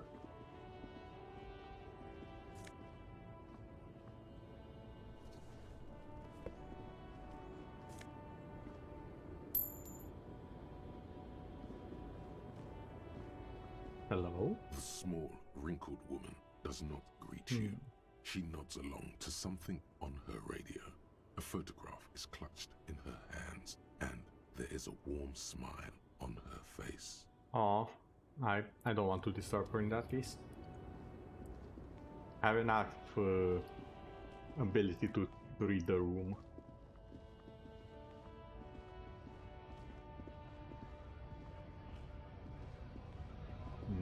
What's going on here?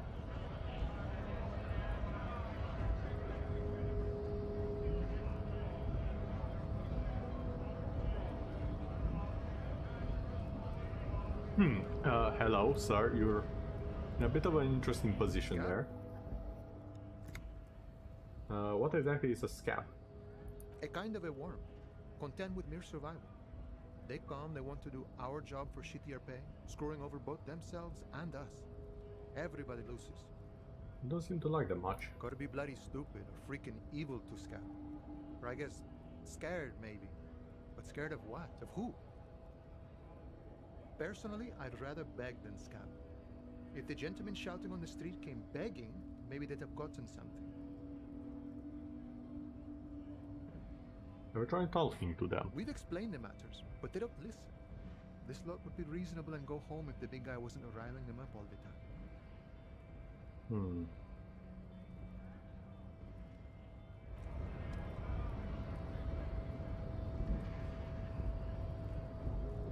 So there is a corpse somewhere. Not sure it's over here though. Hold on. In case of strike.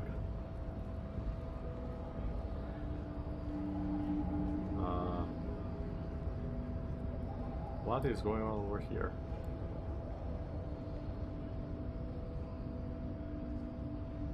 Your body betrays your degeneracy. What? Yeah, Measurehead. His body totally betrays his degeneracy. My body is unimportant. I'm with the police and we need to get into the harbor. That is precisely the negligence that has led you to succumb to Al Ghul. You reek of it. An invisible sword of Al Ghul emerges from your throat. You cannot see it, but others can. It is making the woman in my company sick. I just drink a little on the weekends, my guy. Your mouth moves, but the one who speaks is Al Ghul. Occidental Haplogroup B4 is done giving orders around here. The influence of the ham sandwich race is waning. The what now? The ham sandwich race. Well, if I'm fighting a bunch of sandwiches, I think I'm gonna win this. If the great evildoer of Disco Elysium is a bunch of sandwiches, I think they picked the right hero for the job. I just need you to let me do my job, please. Begging for help.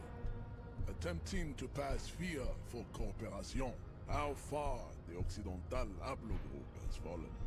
You were once a noble and powerful race. You gave the world eugenics, electricity, and powerful weapons of war like missiles and aerostatic aircraft. You used to be great. Gains in metallurgy, race theory, and statecraft. You dominated lesser cultures, like the deformed Hemians and the inexplicably potato-obsessed Koikos. But now your ascent to the Potato-obsessed what? genetic summit has halted. Are you talking about You are Maniac? obsessed with sadness and with frivolous pop culture. You will be superseded. Isn't that right, babe? It is, baby, yeah. You know it.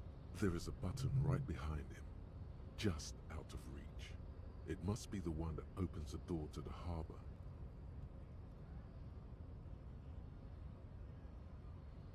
You're right about all this. Now I just need you to let me go into the harbor. Enough with this begging.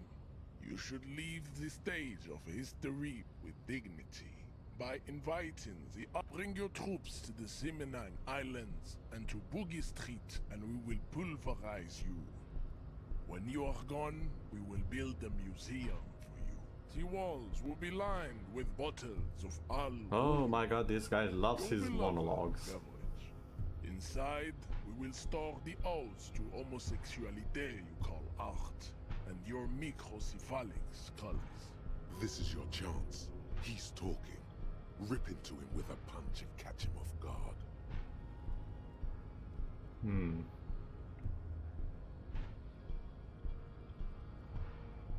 What are those tattoos of yours supposed to mean? Racists are generally not very good examples of their race. Welcome to Revachol. You hear him yell at a redhead woman visiting the fritter nearby. I am not like them. I am craniometric perfection. I have taken the trouble to permanently draw a phrenologic grid on my skull and features. This should dispel any doubt. True, that is a noble cranium, but you got a hard noggin yourself.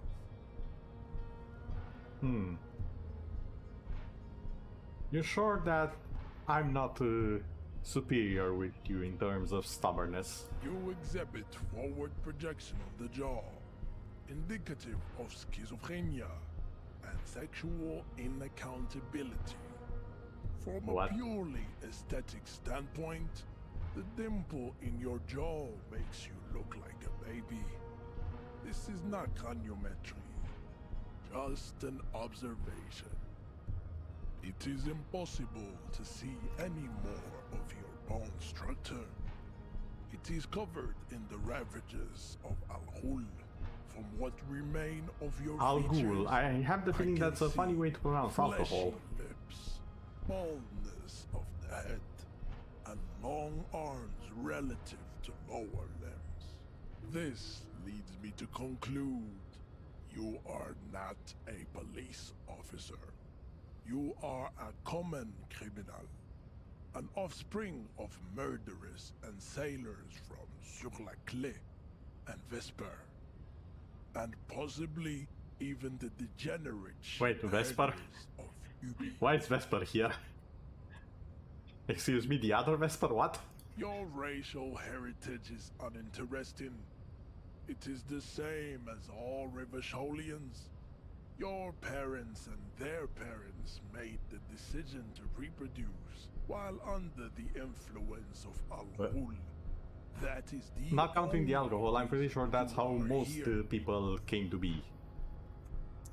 If you are an exception, then please let me know. I'll be very interested in that tale. He's right there. It's almost impossible to get it on unless you're both drunk. It's too scary when people are sober.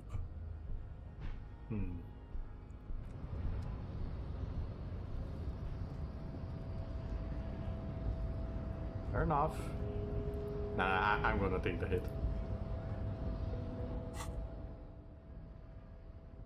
Physical instrument. There we go. Your race descent has only worsened since I last saw you. You have really let yourself go. And How did this happen? Your little fist is in his giant hand, and he's squeezing it. It hurts. I think this is gonna be our end soon. You must be out of your mind, degenerate drunk. Say it. I am a degenerate alcoholic. I am a cop. Your fist cracks in his hand like a ripe apple. Pain shoots up into your brain as he's twisting it more and more. The words to the song have changed. Say, I am a violent drunk. No, not gonna happen. Your hand twists in his grip and the pain blinds you. Still, you press the words out of your swollen mouth. Good. Now leave before you humiliate your homoerotic organization any further. Subscribe to his advanced race theory. Wait. Don't be vulgar. White or not has got little to do with this. The race enigma runs much deeper than that. Yeah, but how does that factor into your life? Mr. Claire is a man of vision and means. Also, to serve For that I need to stop is double pressing it. noble. It takes discipline. Your petulant individualism has only contributed to your race failure. It is lax and moronic. My jam is a mysterious fourth thing. Jam. Individualism. You have gotten these ideas from degenerate youth culture, have you not? You have picked them up from rock and roll songs? I got it from disco, actually. Offshoots of the Seminoles people invented disco while having sex under the influence of cocaine. It is I am not surprised you enjoy it so much. This has happened. Hello to there, many of Atsa. the side You products missed me of having my the hand and fingers broke and an earlier death. Seminoles race. In a much supposedly smarter incarnation of us, which didn't last outside of our apartment. We died to putting the lights on. My guess is that we were actually a vampire the entire time, but the game was like, no, you had a heart attack from putting the lights on. And now we're trying to get this guy to let us in, which really is not working out for us. Measurehead stoically looks to the distance in silence. What do you think about this? I don't think anything about this. We are with Your pedomorphic friend is right. You should leave here with your tail between your legs. With Contemplating race Maybe. distinction. I am an immovable obstacle. Do I have my gun or something? No, I don't have a gun. I'm a cop. Wait. I'd appreciate it if you didn't force us into situations where I may have to shoot random civilians, because that won't get us anywhere. I'm not even sure the one bullet my chamber holds would even prick that hook.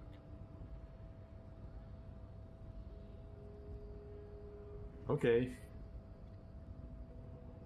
I won't do it again. Let's think of something else.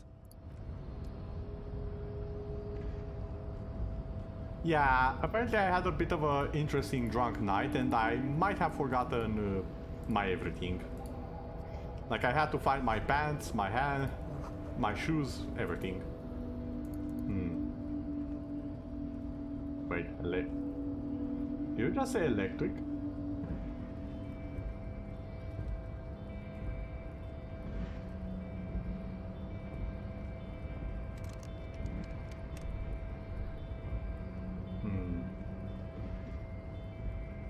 I don't think I have the technical skills for that.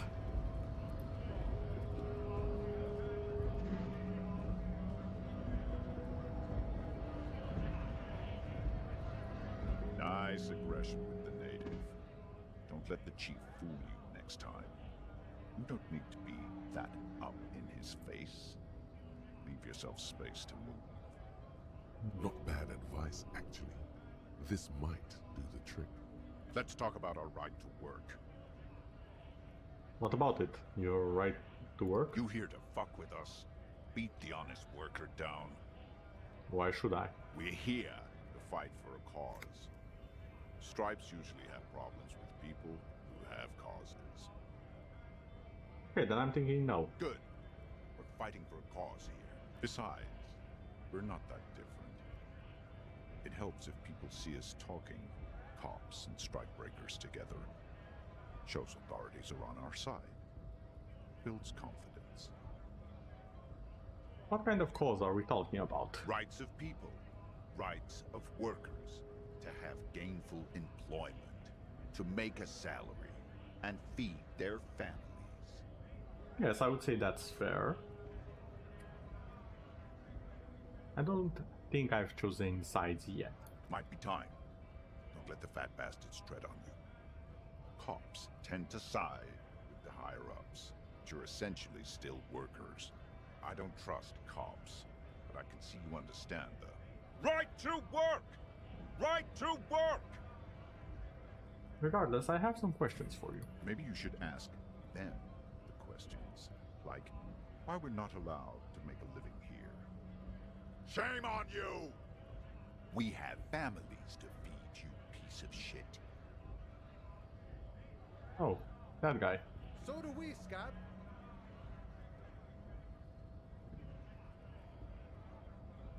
I want to go to the harbor as well. Have fun. Union shits are on full strike. Don't think they're going to let you through the gates. I'm trying to meet their fat boss. I'll go to higher placement somehow, yes. That's actually what we need to do to open the gates up there. I'm interviewing people about a murder took place here. I know nothing about a murder. Wouldn't put it nothing? past these harbor bugs. They do any— Right to work! It's shameful. Cops doing nothing. You should bring backup. Open up the gates for us. Blockading gainful employment for workers is a crime. This isn't really my expertise. We are not picking a side in this just yet, sir. Pity. Let us work!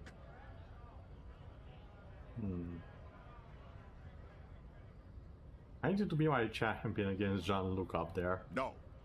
I'm not a fighter. I'm a worker. Fair enough. Okay. Hey, my overly muscle up friend. Let's have a go at this. Round 2.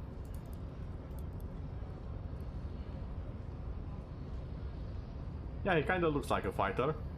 This one even more so. Your race descent has only worsened since I last saw you. You have really let yourself go. Oh yeah? Oh no, not again. Not again! Ah! It has happened again. The Titan has your fist locked in his hand. Ah, ow, ow, ow. Another fit of criminal rage. Who are you, in your own words?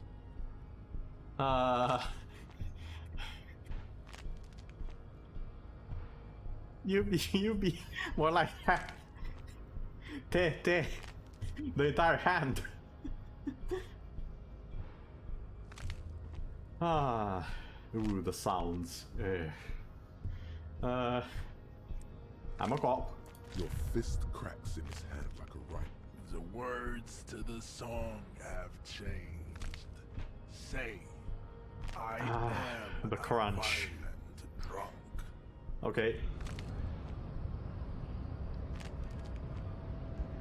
Wait, why is everything going dark? Despair creeps into you, getting fat on your weakness. Whatever noble intentions you once had as a police officer, it's eating them all up now.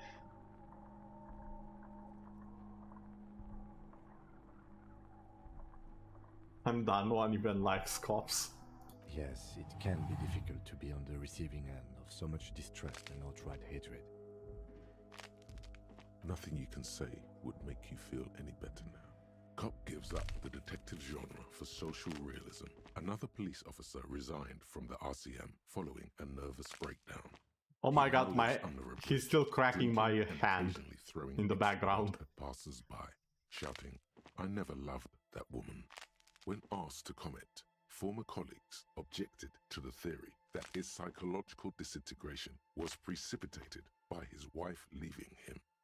"It's because the Furrows lost that match," said Captain Ptolemy Price, once the man's superior officer. "It's because he couldn't get a big..." I think it's just stuck. I think I broke the game already. Anyway, police work really burns you out after a while. Satellite officer Jean-Vic Mayer, the deranged former cop's partner, commented. Sergeant Matt Torson, another former colleague, did not propose any theories, merely saying, whatever happened to him wasn't about birds. He got fucked, that's all. Okay, that's a second ending. Oh boy, oh boy, oh boy. Okay, let's try... Wait. The sound is still going.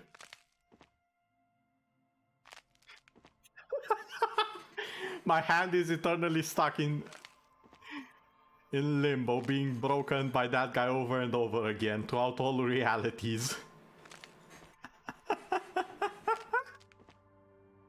Why am I breaking every single game ever made? This is not even a game known for bugs as far as I'm aware of. It's not even... It should be hard to break in the first place. How am I breaking it so easy? Like, I don't... Ah, this is distracting. Be right back. I have to restart this. Oh my god.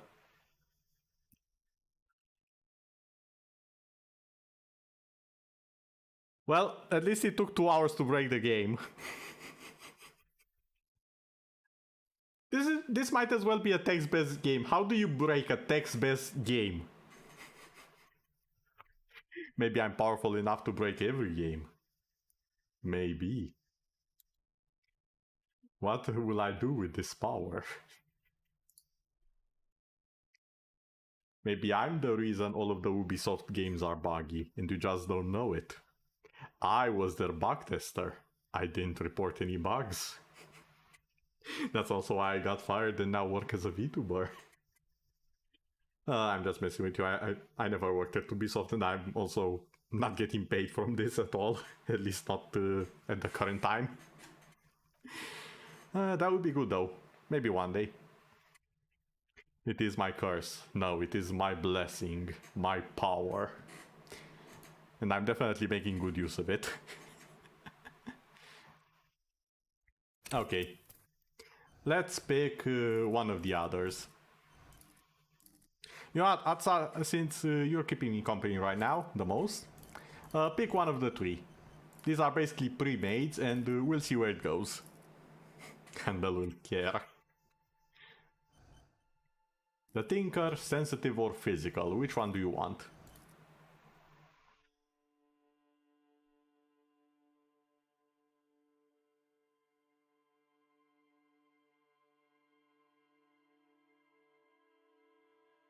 Maybe Sensitive, okay.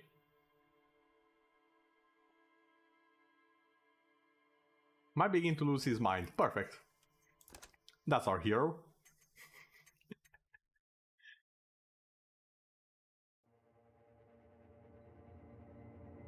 The Furies are at home in the mirror. It is their dress. Even the cleanest water, if deep enough, can drown. There is nothing. Only warm primordial blackness.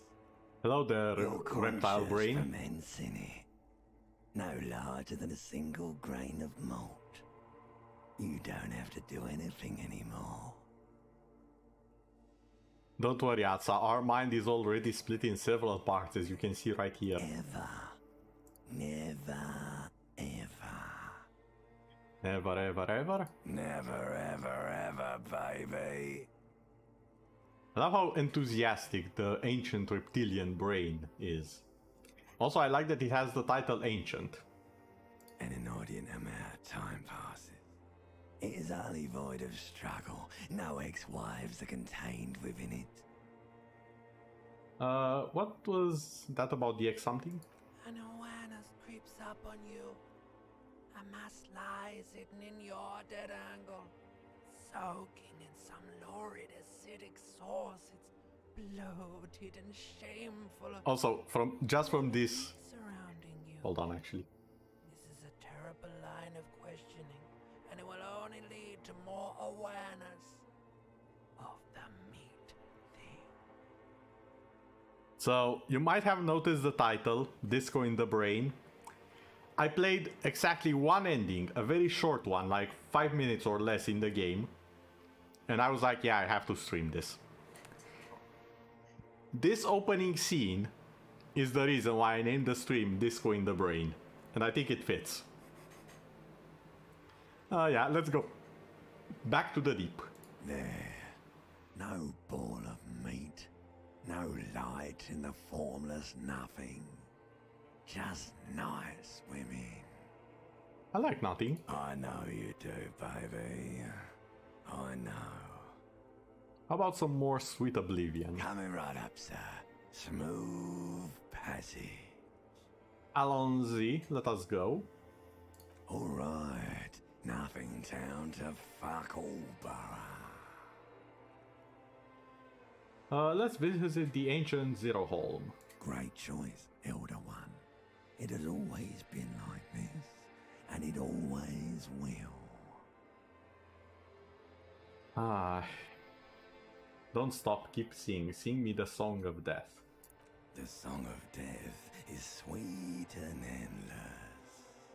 But what is this? Somewhere in the sore, bloated man meet around you. A sensation. Like a fly to the ointment, your conscience sticks to it. The limbed and headed machine of pain and undignified suffering is firing up again. It wants to walk the desert, hurting, longing, dancing to disco music. Yeah, one of those is not like the other. I'm gonna say that a lot. It's gonna be my favorite phrase while playing this. You can take it. You're a champion. Oh.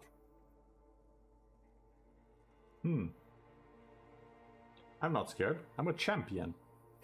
Mother help me, there's a head attached to my neck and I'm in it. I want to see what this one is. The stench of liquor rises from your mouth, and with it, an ungodly headache. Help! Someone! Take my head! It's trying to murder me! A fiery streak penetrates your skull, trying to force your eyes open. It's a sound. A clarion call from hell. Oh, a call from hell? Excuse me everyone, I need to take this, it might be important. Yes? Asmodeus? Okay. How's the 11th hell going? Construction is going as planned? Perfect, keep it up. Anything else? No? Okay. Yeah, I'll call you later. Yeah, thanks. Also, have the watermelons ready, I might require the supply. Yeah, those watermelons, yeah. Yeah, keep them safe and fresh. Yeah, the usual place. See ya. Okay! Nothing important, it seems. Let's just open our eyes.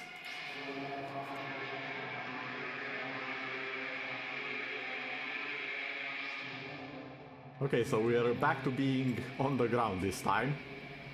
What's that jiggle? No, I saw the jiggle. What was that?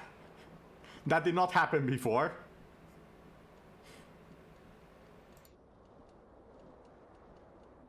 I have a good amount of both types of HP. This is interesting.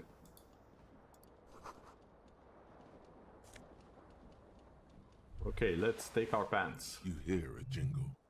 Keys are clinking in the pocket of your flare-cut pants. It says, whirling in rags. Okay, we have already seen this part.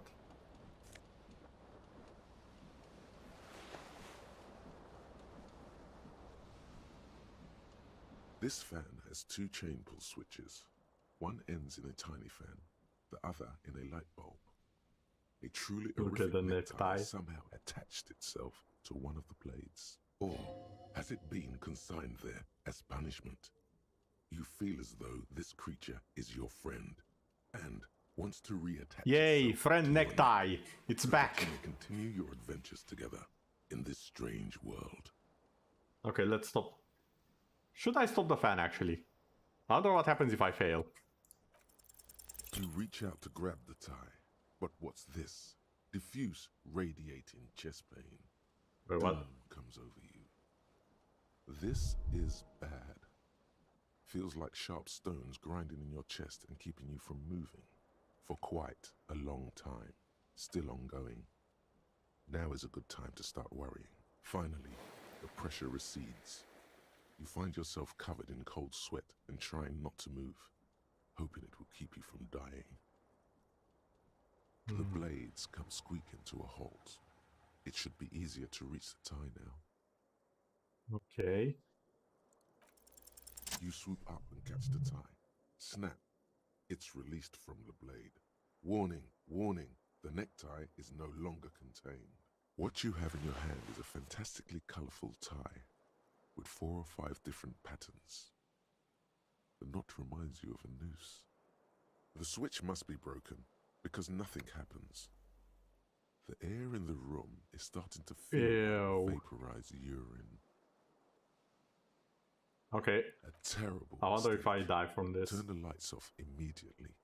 You can practically feel the photons burning a hole in your brain. It's just a little hangover-induced photosensitivity.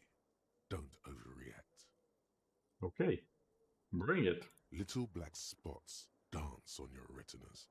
It's almost pleasurable. Okay.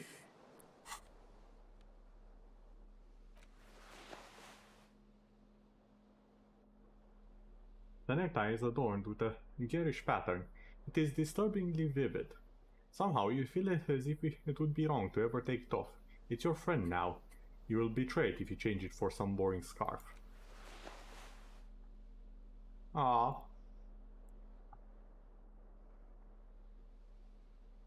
Vivid imagination.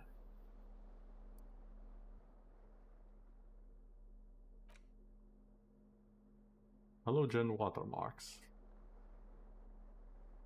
Someone skinned this bracer of some long extinct disco animal. White rectangle on the back and the right sleeve. Oh, so that one over there?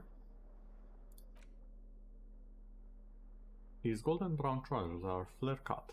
Normal bell-bottom trousers would be boot cut, but these are far from normal. Oh. I did not need all of those details. Nope, nope. I'm good. Ah.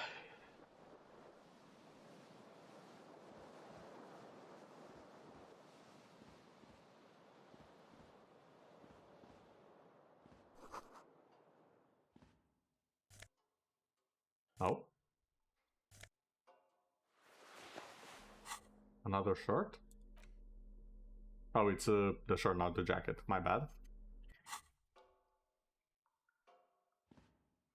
A mirror hangs above a bent and broken sink. In a fierce discharge of masculine energy, someone has ripped half the faucet off. I love the descriptions in the game.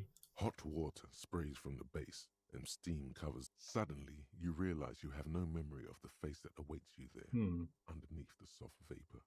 Really? Nothing? Really?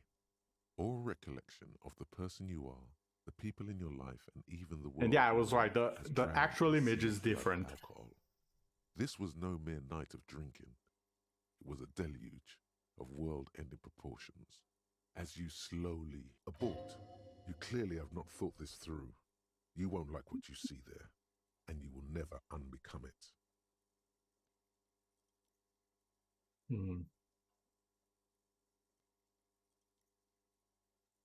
Yeah, there is definitely something wrong with it. How bad can it be? Where to even begin? There is the bloatedness, then the swollenness. It's like there's an... I'm scared. I want to stop now. Don't be scared.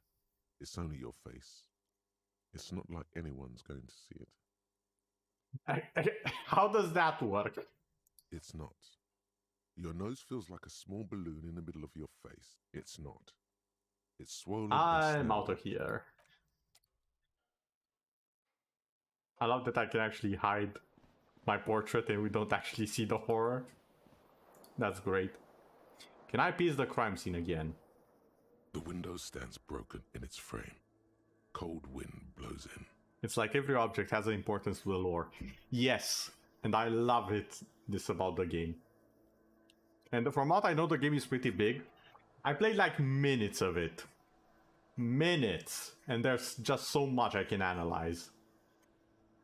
The morning light hurts your eyes. It's hazy, but you see the ocean and some war-torn buildings. Okay, let's assess the damage. Assess the damage. How would you do that? What are you even trying to do? Whoops. Okay, we do not assess the damage, it seems. I wonder if I can still find the other shoe. Without damage assessment. Shoes. Left foot.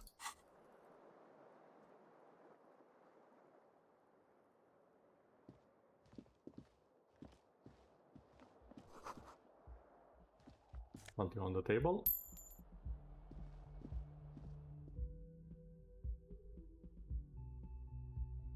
The thing that I couldn't recreate before was the fact that I threw the shoe out the window. And you can see it here, broken, and there's the shoe. There they both are. Two identical shoes. Both copiously green and indiscriminately snakeskin. Reunited on your feet. Good, they're balanced. Comfy. Oh, nice. Feels like the All only healed. good thing about you. There we go.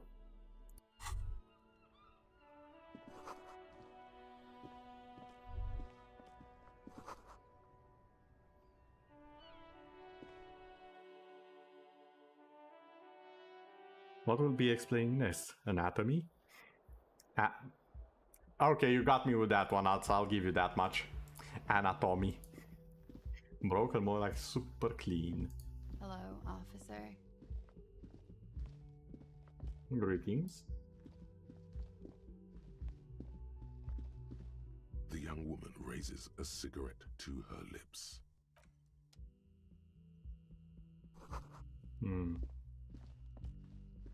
Hello, young lady.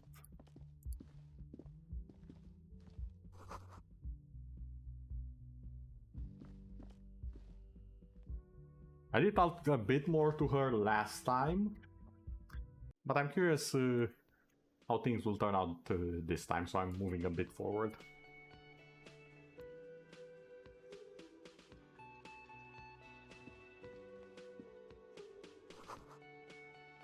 Summer door. What's over here? Kitchen reserved for personnel. Okay. Hello there, partner. A bespectacled man in an as you approach. If an assault were launched on this building right now, if the windows came crashing down and the whole world descended upon you, this man would hurl himself in death's way to save you. You are sure of this, but why? Hold on, who is he to me? He is your half-brother.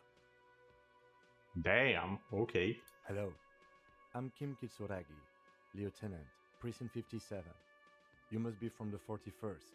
You realize he's waiting for your name. This is your chance to come up with a really good name for yourself. Get creative. Conceptualize. Okay. Concentration makes you squint your eyes. Ooh. Your name should be deep gold and orange, like a forest fire looming on the horizon, but mixed with the stench of liquor rising from your breath. You're 2 steps closer to it, but there are still many to go. Okay then. It is not yet time for you to know my name. It looks like we had a little scheduling error on Sunday. Saturday too, actually. Have you had time to talk to the manager here? No, I haven't. Then we should ask him for a rundown of the area. Get me up to speed. I understand the scene is out back, right? It also wouldn't hurt to assure him the police are finally here. In full force, I mean. Have you mapped out the initial interviews? I haven't. Okay. We'll have time for that after we take a look at the coroner's case. Well, my name is Joe Ma Dead. Have you removed the dead body from the tree? No. So, the body is still in the tree. This is the first time you detect a weariness in the lieutenant's voice. It is obvious he would have preferred for the body to no longer be in the tree.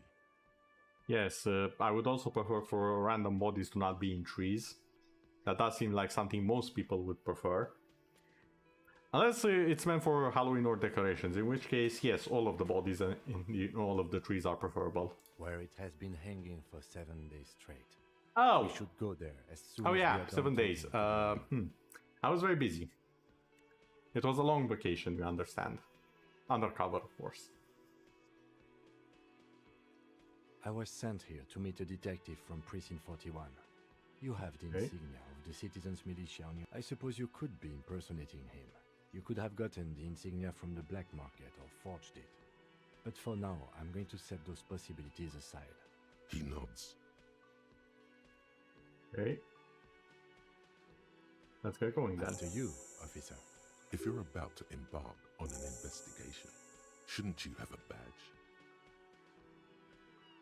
You mean you don't have a badge?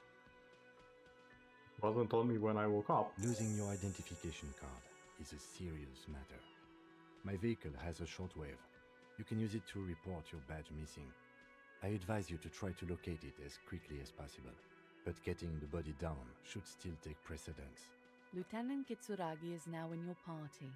You can talk to him whenever by interacting with him. Now, I do believe we were supposed to talk to the person here. Tell them the police are here in full force. A man in his late 20s with a thin, unimpressive beard notices you approaching. He drops the ledger he was holding and turns to the lieutenant. Could he be irritated with you? He avoids eye contact altogether, like you're not even there. Mr. Gart, right? You run this place. Yes. I am Kim Kitsuragi from Precinct 57. This is an inter-district investigation, so joining me from Precinct 41... What is gold and orange like a forest fire, but smells like liquor? Are you kidding me? Right. Now, I know it took us a while to arrive at the scene. It also took you a while to call us and report the dead body. It was you who placed the call, yes? No, I only just got here. It was probably Sylvie who called you. She usually works the bar here. I'm only temporarily taking over her duties. Okay. Do you have her number? As a matter of fact, I do. Okay then. Oh, bad pun incoming. Oh no. You said you just got here. From where? Are you a local? What, of Martinez? No, I live in Jamrock. I only sometimes come here to keep an eye on the place. This is just one of the many, many cafeterias I manage. Oh. But you still know your way around, yes? In case we need directions. Yes, I know where some things are, but as I said, I don't live here. I just used to work here. And I'm not going to start working here again, if that's what you think. I didn't imply that. Detective. Yes? I have everything. You?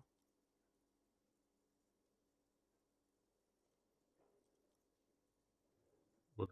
The body was behind the building, right? How do we get there? Behind this building, there's a courtyard. They hoisted him up on a tree there.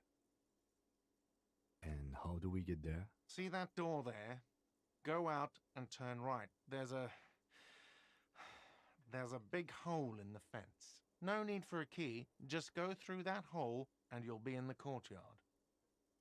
Oh no, what if the body just vanished? Are you supposed to feel guilty about the hole? His side tells you, yes. Let's go. Not so fast. You owe me 130 real. No one is saying the multi-pattern necktie you found tied to the ceiling fan can talk. No one. It must be merely imagination. Yay. But friendly necktie. Let's bail! Time to push the eject button! Sounds like a responsibility! You don't like those! I love this already. I love it. no, don't listen to him. It's madness. Just talk. The cemetery is so crowded, people are just dying to get in. Yes, that is a pretty bad pun. Also, this is brilliant. Who is real? Oh, excuse me. You owe me 130 real. The IIR, or Inter-Isolary Real, is the global reserve currency. Whatever part of the world you're in right now, it's safe to assume he means you owe him some money. Wow, you're a genius. Yes, that's right. Money. You... Who does that clown think he is? Arrest him!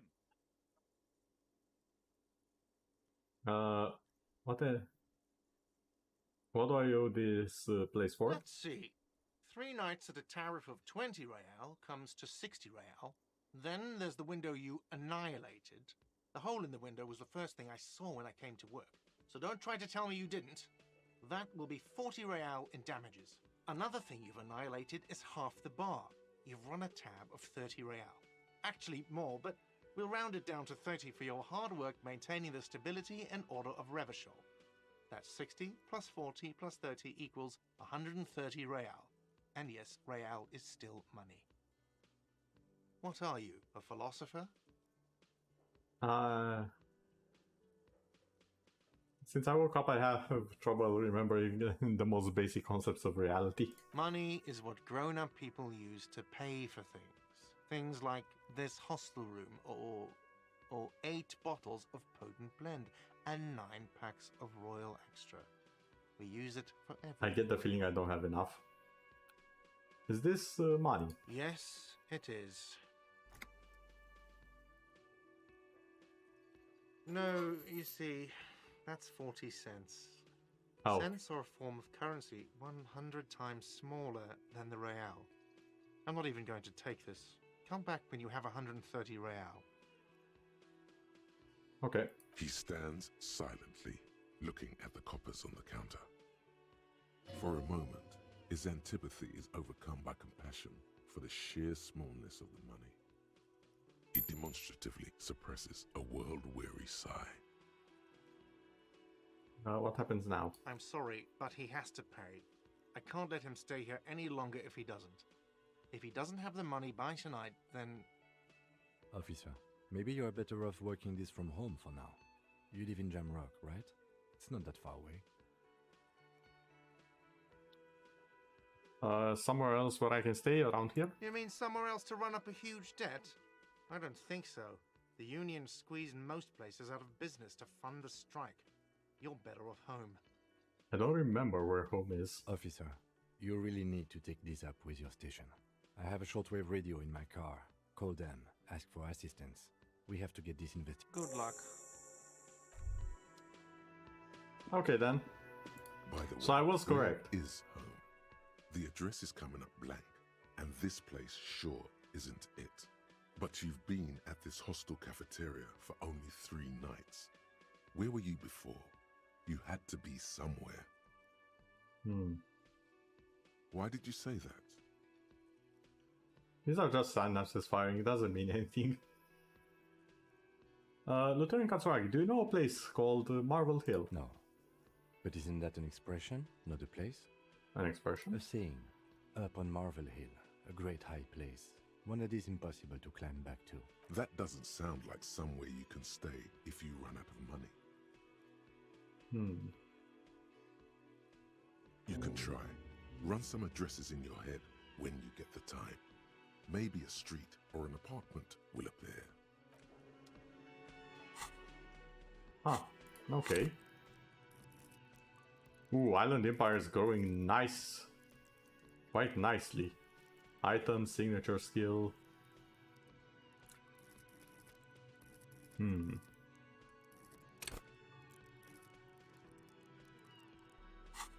Okay, I think I see how this is supposed to go. Wait, can I still recruit the granny? Hold on. Hello, sweetie. Wait, who's Sweetie? What? Who's Sweetie? Why, you are, officer. Maybe I am. And have you found anyone to be sweet to? What was with that fucking wink? Huh? Seemed neurological. Central nervous system's really banged up. Correct the malfunction. Error. Do nothing, the neurological damage is probably permanent. I love this. I love this way more than I have any right to. I see you are still grieving. Well, you must forgive me. I'm getting so scatterbrained. I completely forgot to introduce myself. I'm Lena. My husband Morel and I are staying with our friend Gary just down the street, but I come here for tea when they're away. This Lena is wacky enough for the motley crew. Hire her on the spot.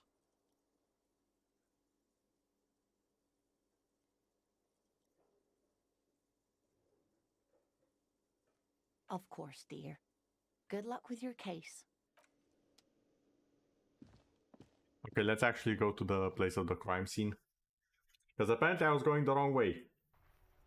Figures. So this is the correct way.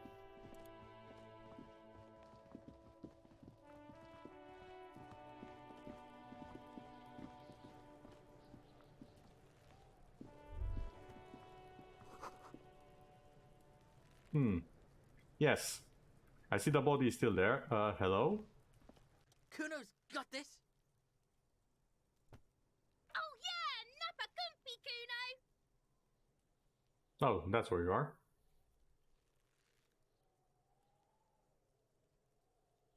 Moment of your time, please. Can't talk, pig. Shit's coming up strong. Throwing rocks. Shit coming up strong. That sounds good. Joyous. You should hang out with this kid and see what that juicy shit is all about. I like how my partner is currently a bit too close for comfort. I mean drugs. The kid's on drugs. Oh, thank you for clarifying. Yeah, Kuno! Ride the lightning, Kuno! Kuno's riding it, see? The rake, Kuno! You should throw the rake at him, Kuno! The fuck? Does Kuno know what a rake is? Kuno's not a gardener.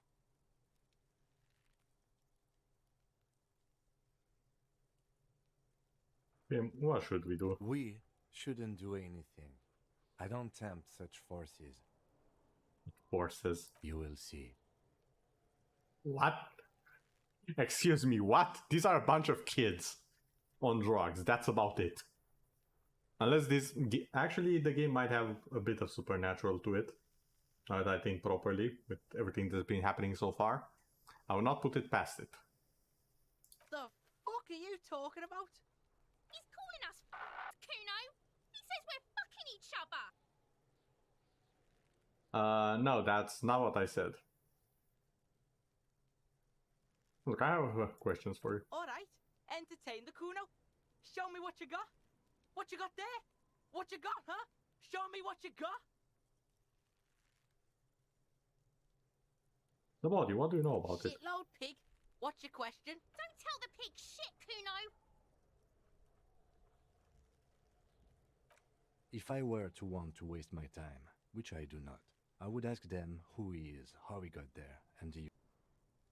You have no idea what the usual is. Just ask whatever comes to mind. Okay.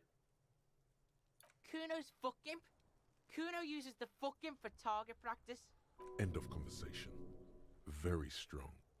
You should be this stoic. Oh, for the love of... Just a couple of pigs sniffing around in the dirt. That seems pretty... Yeah, you tell the faggoty, Kuno! Probably climbed. Kuno was busy down the road when that shit went down. You heard Kuno. Kuno wasn't even in Martinez. Kuno wasn't in Revachol. Okay. Kuno wasn't regional. I don't know. Some fucking Mesk or I don't know. Some other place. Night City. Kuno is in fucking Night City. Kuno gives this info out on a need-to-know basis, and you don't need to. You're testing Kuno's patience. Get lost. Kuno doesn't. Yeah, I'm starting to lose my patience as well. Let's get the body off. The corpse looks at you with bulging white eyes. The face around them does not look human. It's swollen and ready to burst. His lips are fish-like and his tongue like a ball gag in his mouth. You seem to be holding your breath. A cargo belt twists his neck at an unnatural angle. The body below appears stiff. It's letting out an ungodly rot. The smell seeps in even through your clenched nostrils. Why is it so bad? Active decay. It's okay to throw up, officer. No one is judging. He's about to blow! Cop's gonna blow, Kuno!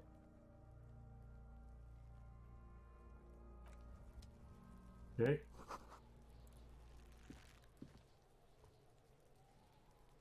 What's this?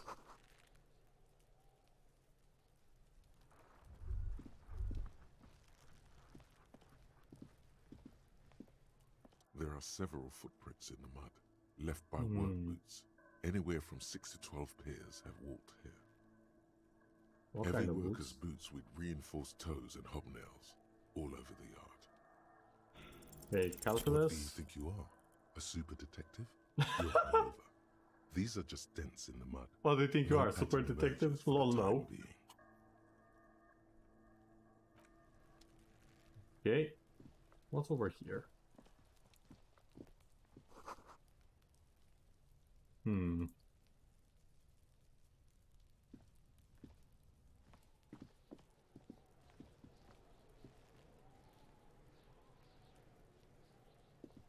There he still is, looking right through you with his white eyes. Oh yeah, I need the gloves. I found that out last time. I'm dumb.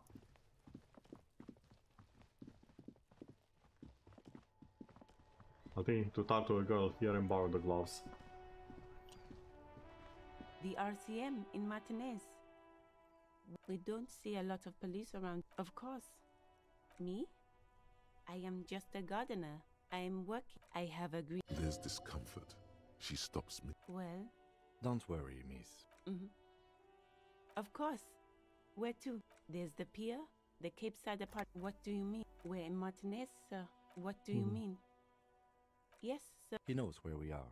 He just wants directions. The harbor gates, some shops, just coast. Rows of stalls under a broad roof. I don't know. It's just In the west is no problem. Of course. her gloves. You get the One more feeling thing, can that I you borrow need the them. gloves? Sure. Keep them. Thank you.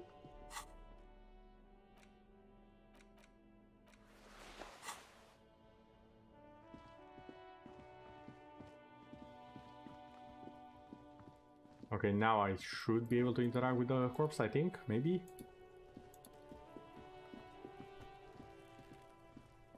There he still is, looking right through you with his white eyes. The Never body mind, below this is not gonna turn out entirely well. Dedicated to that. The smell is repulsive. It pushes in from the mouth, more instant and more familiar.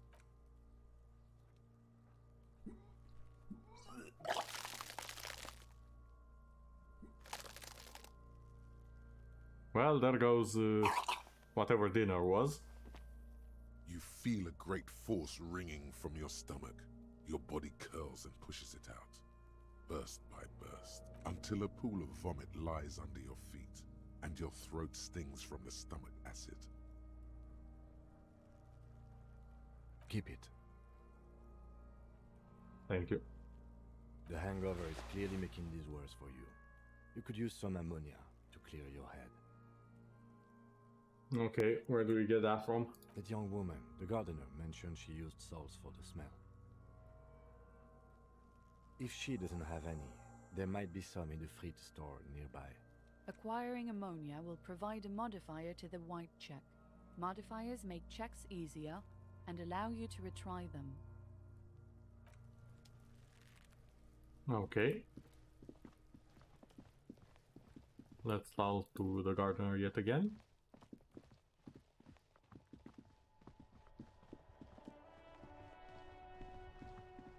Hello again, officer. How are things? Sure, I'm done with them. Go easy on that stuff. It gave me a terrible headache. Well, I think I already have that for now.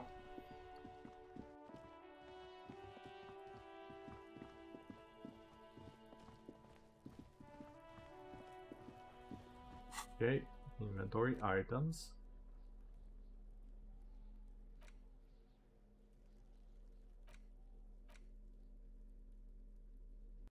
Okay. Not sure how to use them though. He still is, looking right through you with his white eyes. The the ammonia only makes it worse. Oh. The combination forces tears out of your ducts. You manage to keep it in once. The second time, not so much. When the vomiting is done, your cheeks are wet with tears. Yeah, that did not help.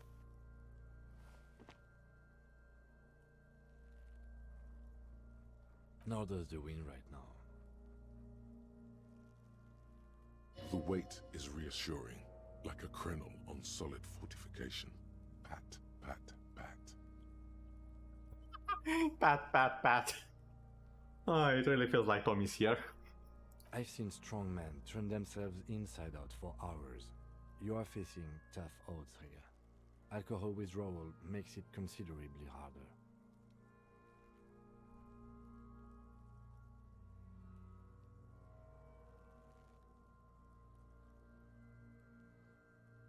Do it without me, I just can't keep it down. No. This is a two-man assignment because it needs 2 officers to complete. You need to get your shit together. Okay. We should go talk to the locals. Find something else to do while the wind changes. It's pretty bad right now. You've gained a thought. When this dialogue is over, go to your thought cabinet and internalize it for special bonuses and effects. Give it half an hour. Get yourself together. Then come back and have another go. Okay, new mechanic. Are these like passives or something? Well, metric. Lonesome long way home. Temporary research bonus. Encyclopedia. Research time 6 hours and 5 minutes. Problem solution. I don't have the solution yet. Experience, skill points.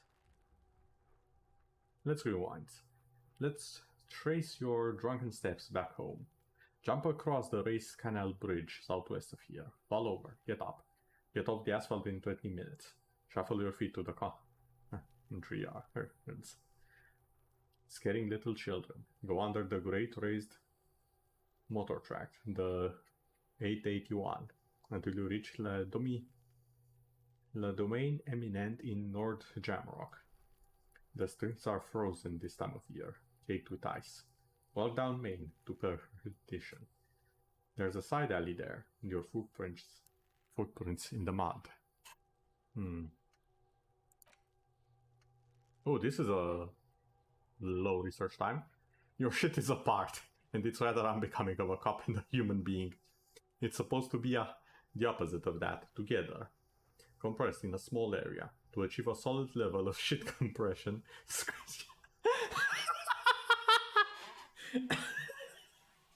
I don't think he meant it literally. Oh wait, do something similar with the 2 hemispheres of your brain. Talk to people, maybe that will help. For a second I thought they meant literally, but okay, fair enough. Ah, yes. Let's try this one as well.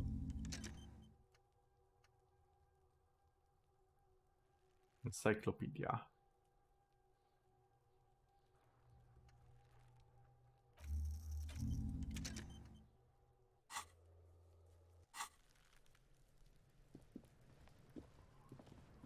What's over here?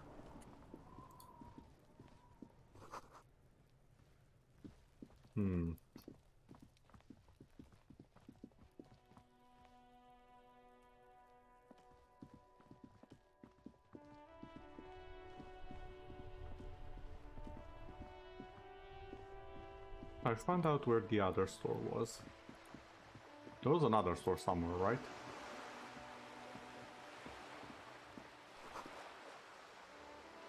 This coin-operated viewer is facing southwest.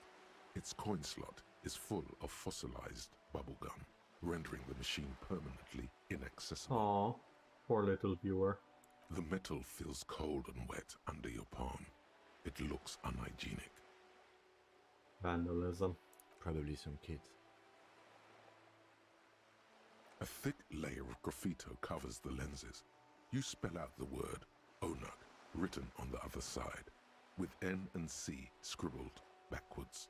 Under the graffito, a sea of blues and greys appear. Behind the water lies a coast studded with concrete and reeds. On it, a church on stilts, lanky weather-worn wooden planks, an X-shaped cross topping its tower. The church looks old and weather-worn. There are no lights in the windows. Okay.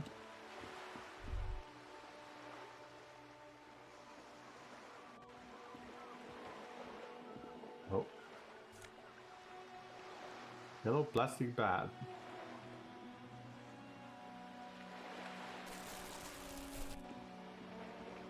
I'll be taking that. Yes, very nice. Well, not sure nice is the correct word here.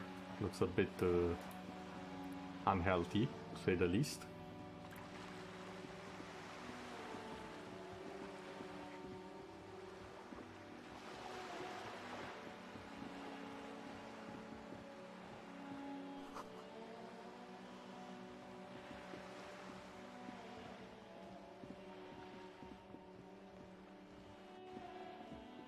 What's over here?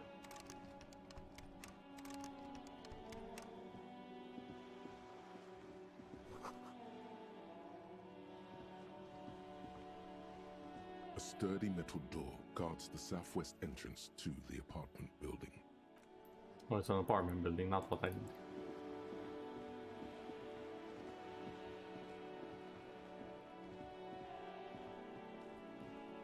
This is a wall on the side of an apartment building. Why am I looking at this wall? You have no clue. It's just a wall. So many walls all over Martinez. Weather-worn, cracked. Their paint peeling. Okay. Oh, I'm on the other side of this.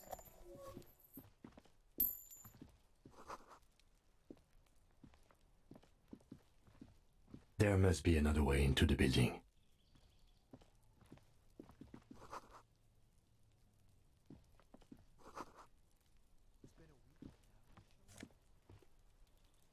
Orange bomb hat.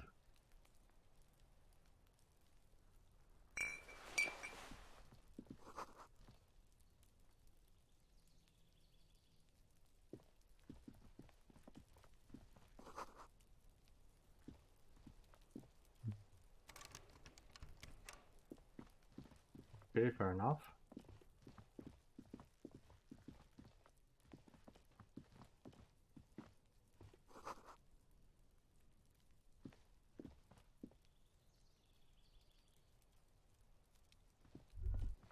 So much for a quiet smoke. Any Yes. ideas? I think you should know that I can't remember anything. No response. He just arches his brow. There was heavy drinking involved.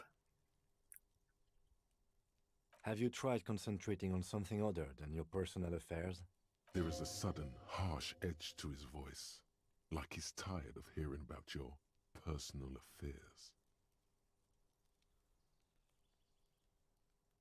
But I'm lacking on even basic information about this investigation. Can you help me? Fine.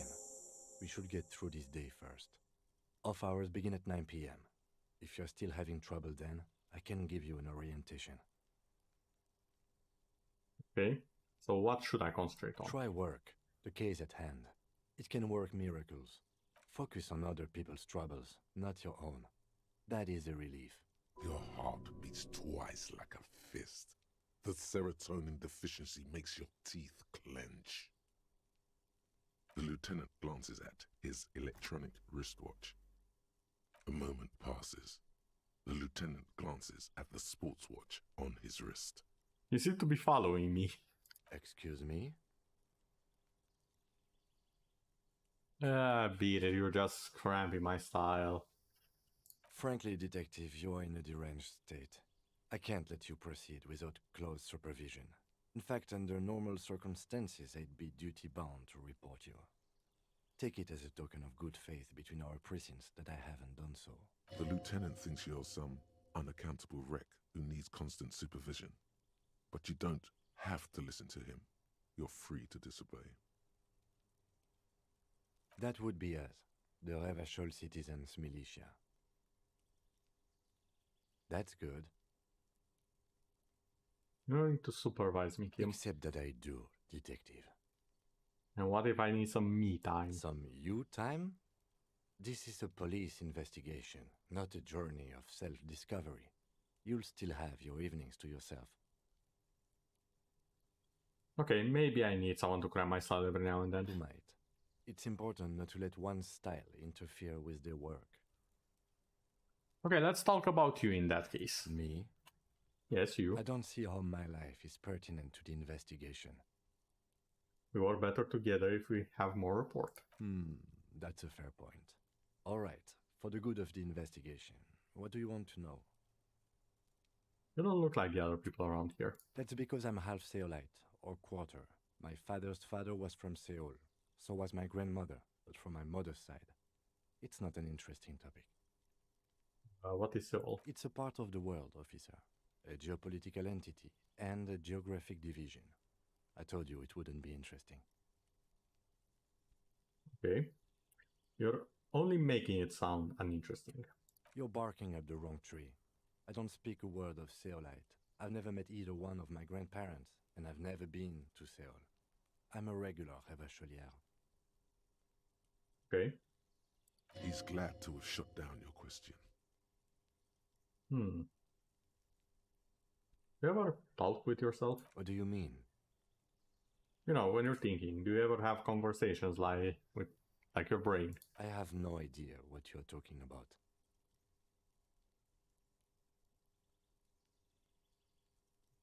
Saying your brain never just chimes in with advice or warnings or anything. I can't say that it does, no. When I need to think, I just use my notebook. The lieutenant produces his small blue notebook and idly thumbs through a few pages. Oh my god, I just realized our detective is Deadpool. Our detective is Deadpool, but without the powers. This is great. That's where his conversations with himself take place. You're super lucid, yet psychedelic. You don't need office supplies to connect to your nervous system. You're special. Right, special. Also, thank you, Electrochemistry, for clarifying that, and the empathy. I appreciate the both of you. Now, tell me a secret. No. Okay. The lieutenant nods. You're wearing glasses. That's correct. That makes him a binoclard. Completely uncopped material, if you say so yourself. Glasses are cool. Are they? They're mostly just cumbersome. You could use a good, normal pair yourself. Oops, failure. Good. That's all for now. Let's change the subject.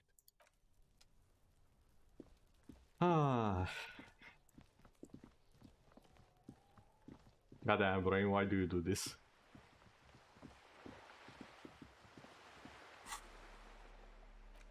I have tools.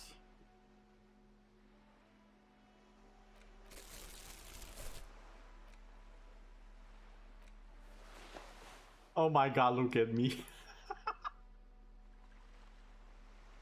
Yes, ma'am. I'm here with the groceries. This is the wait, not to.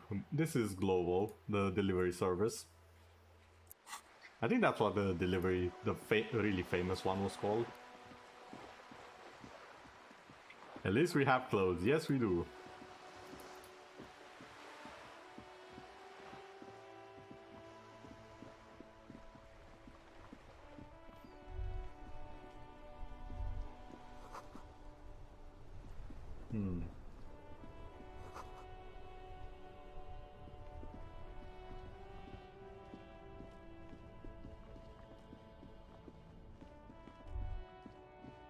Oh.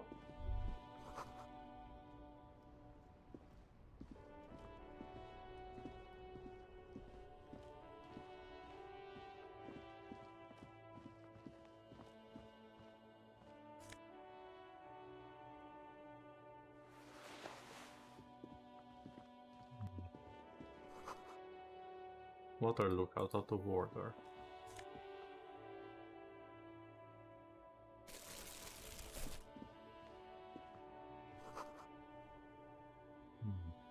Fast cash for faster times. Okay. Sounds intriguing. You have my interest, and I do have stuff to sell. Well, it's mostly junk to be fair, but hey. You see rows of toy soldiers guarding the rest of the trinkets displayed on the table. Some on horseback, others in rags, others yet in bright blue uniforms. All are stern and unyielding in their duty. Try to find something pretty and cool here, then use it to win her back. Huh. Win her back? Yes. Buy something nice. A figurine. This sounds off. You shouldn't trust this guy. Okay, so I shouldn't trust the Island Empire. Going by what the Volition said. Big men on big horses, clad in lamella armor. And Franco-Nigerian knights. I used to be very serious about these guys. A long, long time ago. They're not all blue. These figurines also wear gold coats and caps, complemented by orange trousers. They are variously posed, wielding swords and rifles with bayonets. Ooh. I know someone who might like that description. Which ones? Ah, royalist soldiers from the time of the Revolution. The uniforms are painted a bit too brightly, I suppose. This set of soldiers isn't meant to look impressive. A few have rifles, but most of them carry pistols. Some even shovels and tall sticks. You're probably talking about the revolutionaries, yes? Yes, they are soldiers, revolutionary soldiers. I think their poverty has been exaggerated for effect. Ah, when okay. you place them next to the royalists, it doesn't seem like they could possibly win. It's meant to give people hope. Even we can do it. Maybe. He seems to have his own take on the conflict played out in perpetuity by these toys. Might be interesting to find out what it is.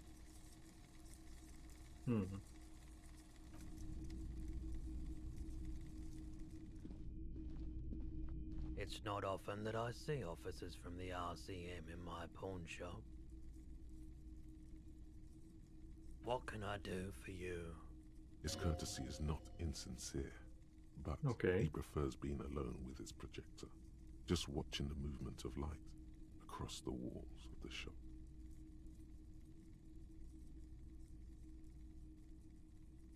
Sorry, I feel like I'm interrupting you. Oh no, not at all. I guess I haven't had many customers lately. RCM Aw. or otherwise. Who are your customers usually? All kinds of people come through here. Locals, travelers, people looking for a deal, people looking for a keepsake. People who are terminally bored. Fair. As you can see, I have a wide selection of goods for everyone to choose from.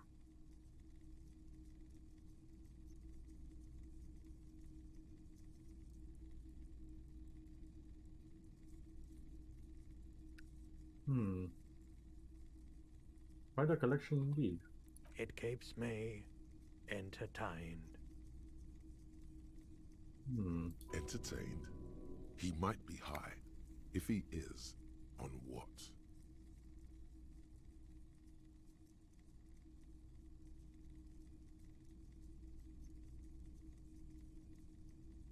Let me have a look.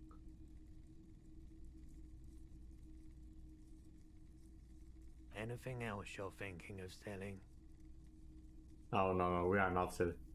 No. Did I? No! I didn't want to do that! Stop! Wait, no, not safe. Load.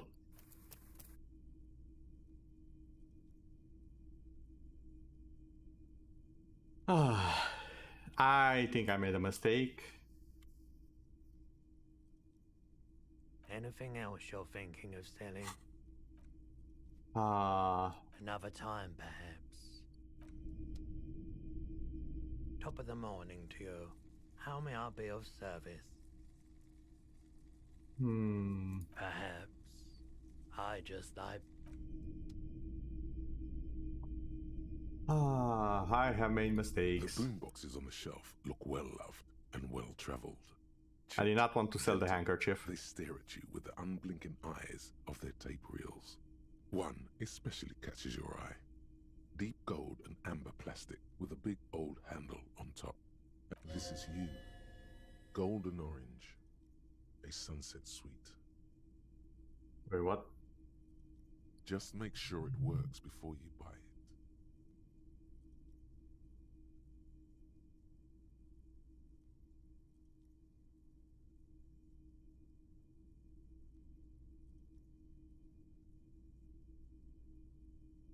Is the Harmon Welshie W2, made in Vespa, designed in Seoul. Oh. Plays all Made in Vespa, you say. 2mm, 8mm, Okay, then. 12mm. It's even got a little radio in there. It'll set you back 12 real.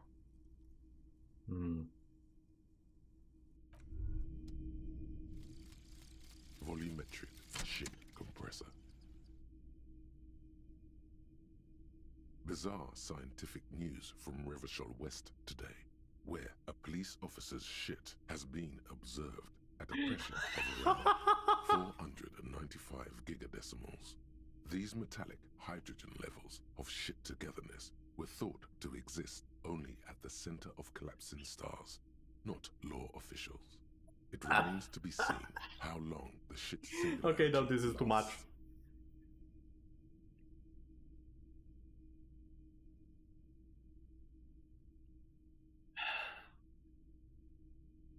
Forget typo error, narrator error. Where is the typo error?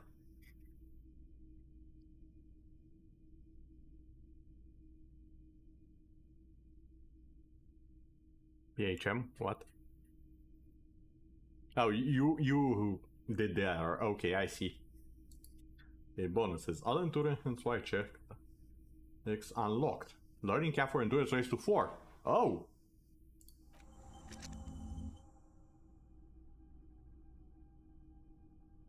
Well, okay then.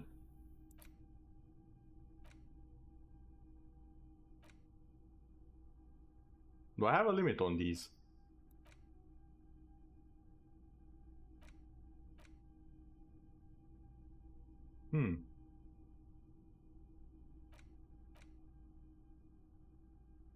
Oh my god, there's a lot.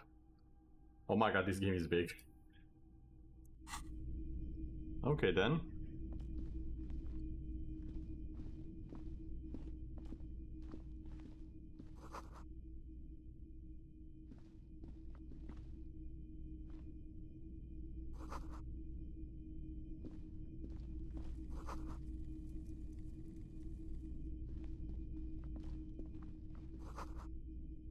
The universe is slowly expanding, indeed.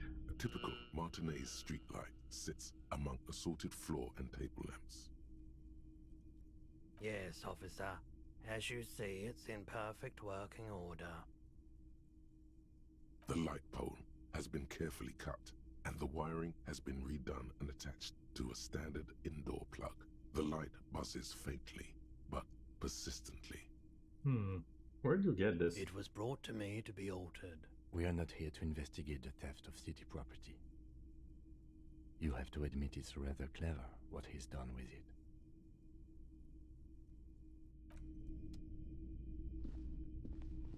Okay. We still need to find the shop. The medicine shop.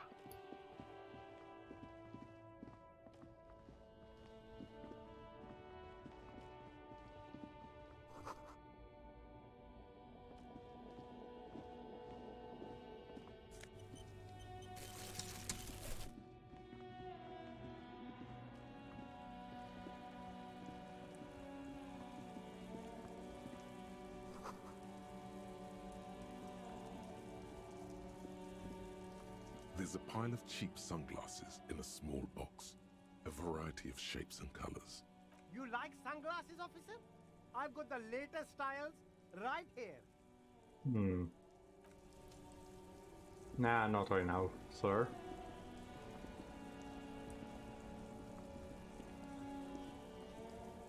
Wait, is this the guy's car? Before you stands a motor carriage. The bodywork is covered in blue and white livery, bearing the number. Yeah, it's his. 57. Okay. Vapor emanates from the large engine on the back of the vehicle. In the cabin, you are welcomed by a set of steering levers, a radio microphone on a hook, a pull-out toolbox under the seat, and the soft glow of the fuel preheater gauge.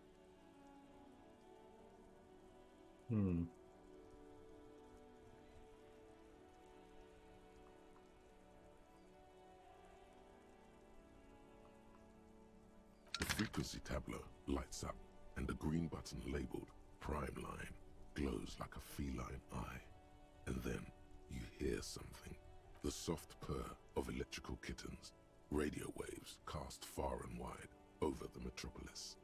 A woman's voice greets you through the static. This is Precinct 57. Hello, Lieutenant. How may I assist you? Hello, Alice. Please assist our colleague from the 41st precinct here. I'm putting him on. Hi, Alice. This is the officer from 41st Precinct speaking. Nice to meet you.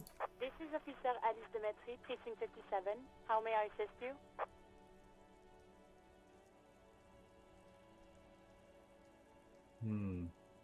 Can you connect me to the 41st Precinct? I have something to report. Just a second, officer. 10-2, 10-5. This is 41st. Come in. Over. A scrawny old man sits in a dusty cubicle, smoking, with a large white rectangle sewn on his vest. In front of him is a box-shaped apparatus. We will finally know our name. Wires and antennas. The radio switchboard. Hi, this is me. I work there. 10-4. What's your status? Over. 10-18, 10-20. Over. Please just all human to me. These numbers mean nothing to me. State your message, sir. Over. I need to report my badge missing. 10-9. Repeat message. Over. My badge, I can find it anywhere. Basically, it's gone. 10-4. Message received. This is a very serious situation. I need to 10-22 the captain. Over. 10-22, the captain. This sounds bad. Bad and scary. Like being called to the headmaster's office in school. Is it him? What does he want? Says he lost his badge and needs to report it. He what? He lost his badge? Who lost his badge? Dick fucking Mullen. Who do you think? Okay, so Mullen is our name. It's Officer Dick Mullen from the bestseller Dick Mullen and the Lost Identity. Dick Mullen is not your name. It's the name of a fictional detective who would not lose his badge. Defend yourself. Immediately. They're laughing at you. Like I'm the first cop ever to ever the first cop to ever misplace his badge. He says this has probably happened to other policemen before him and laughs sarcastically. Oh god damn it. Is he fucking kidding? The whole station's gonna be dicked for this. Satellite Officer Vikmar is wondering if you might be joking and adds that this tarnishes the reputation of the... Mullen dicked us. Man, operator, tell them to stop. This is He's serious. asking you to stop, says this is serious. Of course it's serious. He lost his fucking badge. Satellite Officer Vikmar concurs, losing your badge is serious. Over. Can we just move on with it? 10-4, I hear you, officer. I'm just going to make a note here that you are in pursuit of your misplaced badge. Over. Fuck me. Mac, come here. You've got to hear this. Dick Mullen lost his badge. What's going on? Super Cop here lost his badge. He lost his what now? His badge. He lost his goddamn fucking badge. Can you all just please stop for a moment? He asks you to please stop saying... Why? Did he find it? Sergeant Orson was wondering if you found your badge yet. You don't have a comeback. Sorry. It's hard to think like this. He's not replying. Looks like he's still looking for it. Oh my god, they're really putting him through. Enough. I have other things to discuss. 10-9, come again. I didn't get that. Over. New heights even for Captain Sober. Ask him. Ask him if he's lost his gun, too. Yes, I did! Sergeant Orson wants to know if you lost your gun too. Over. Check your pockets. Check your... Holy fuck. You don't know where it is, do you? Oh god, it's not here. Okay, it's gone. Your gun is most definitely gone. Don't sweat it, Bratan. You don't need a gun to have fun. We can still have fun. Necktie, my friend! 10-9, come in, officer. Did you get my question? We were wondering about your gun. Yes, I love it. I adore every second of it. So much story, so much character in just a few lines. I love this. Convince them you didn't lose your gun. Even before you can get the words out, everything gets scrambled in your brain. No, of course I didn't lose my gun. I didn't lose my gun. He says he didn't lose his gun. Or his fun, whatever that means. Ask him to describe it. His gun. Not his fun. Just the gun will do. Satellite Officer McLean requests a description of your weapon. Over. The fuck do you need a gun for? Look at the pythons on your arms. You are a gun. The biggest one in the world. Oh, request a description, huh? We'll give him one. Describe the plasma gun. Kim, what are you packing? It's a single-shot kill A9. An armistice, to be precise. Says it's a kill 9mm armistice. Armistice? What, is he a fucking... Clearly he doesn't have his Villiers anymore. Dear God, he lost his gun. Oh my, I can't. God damn, we have different guns. This isn't really a laughing matter. Mac can face a giant of Coco Nur by himself. But Disco here made him piss his pants. Oh, I can't. Fuck. He lost his... Ask him if he still got his wiener. I'm not going to. Yeah, please don't. Ask him. Sergeant Orson here is wondering if you are still in possession of your genitalia. Over. Oh my god, if this gets leaked to the news, all of us are going under. Now is a good time to say fuck and ass and so on. That'll make this all right.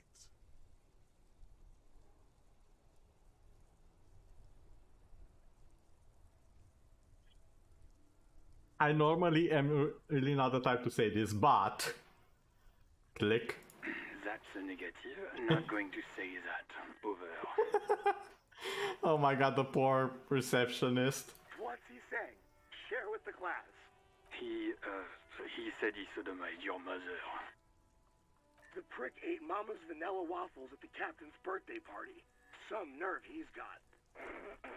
Sure her vanilla waffles were the only thing he ate? Shut up, Chester. This isn't funny. This is my mom we're talking about. Tell him to apologize right now. Oh my god. Sergeant Orson requests that you apologize for the claims that you made about his mother. Over.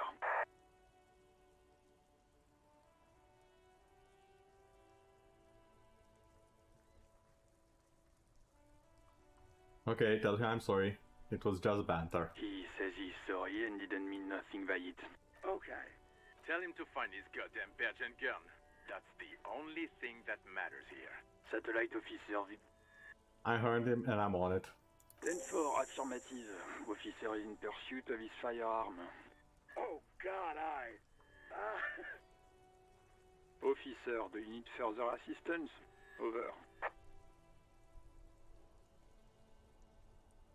This might sound odd, but there's personal details I'd like to discuss. Nice argument indeed. However, your mother. Oh my god, what sort of fresh hell of a gem have I found here? Okay, 10-4, sir. I hear you. Relay your question. Over. Wait. Before you say anything stupid, think it through. I need information not here. Be smart about this. Ask if he's there alone. 10-4, sir. I'm not hearing your question.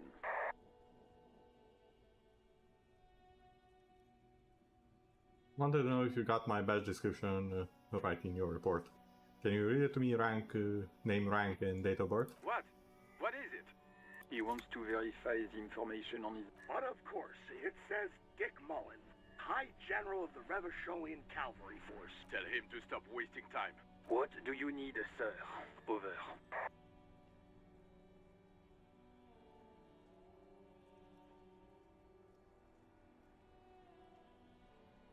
Are you alone in the room? That's a negative, sir. I got a 10-12 here. Over. I need to know where I live. 10-4. Your address? Hold up, Jules. He doesn't fucking know where he lives? Did I hear that right? Seems like it, sir. No, fuck him. Don't tell him anything. You understand?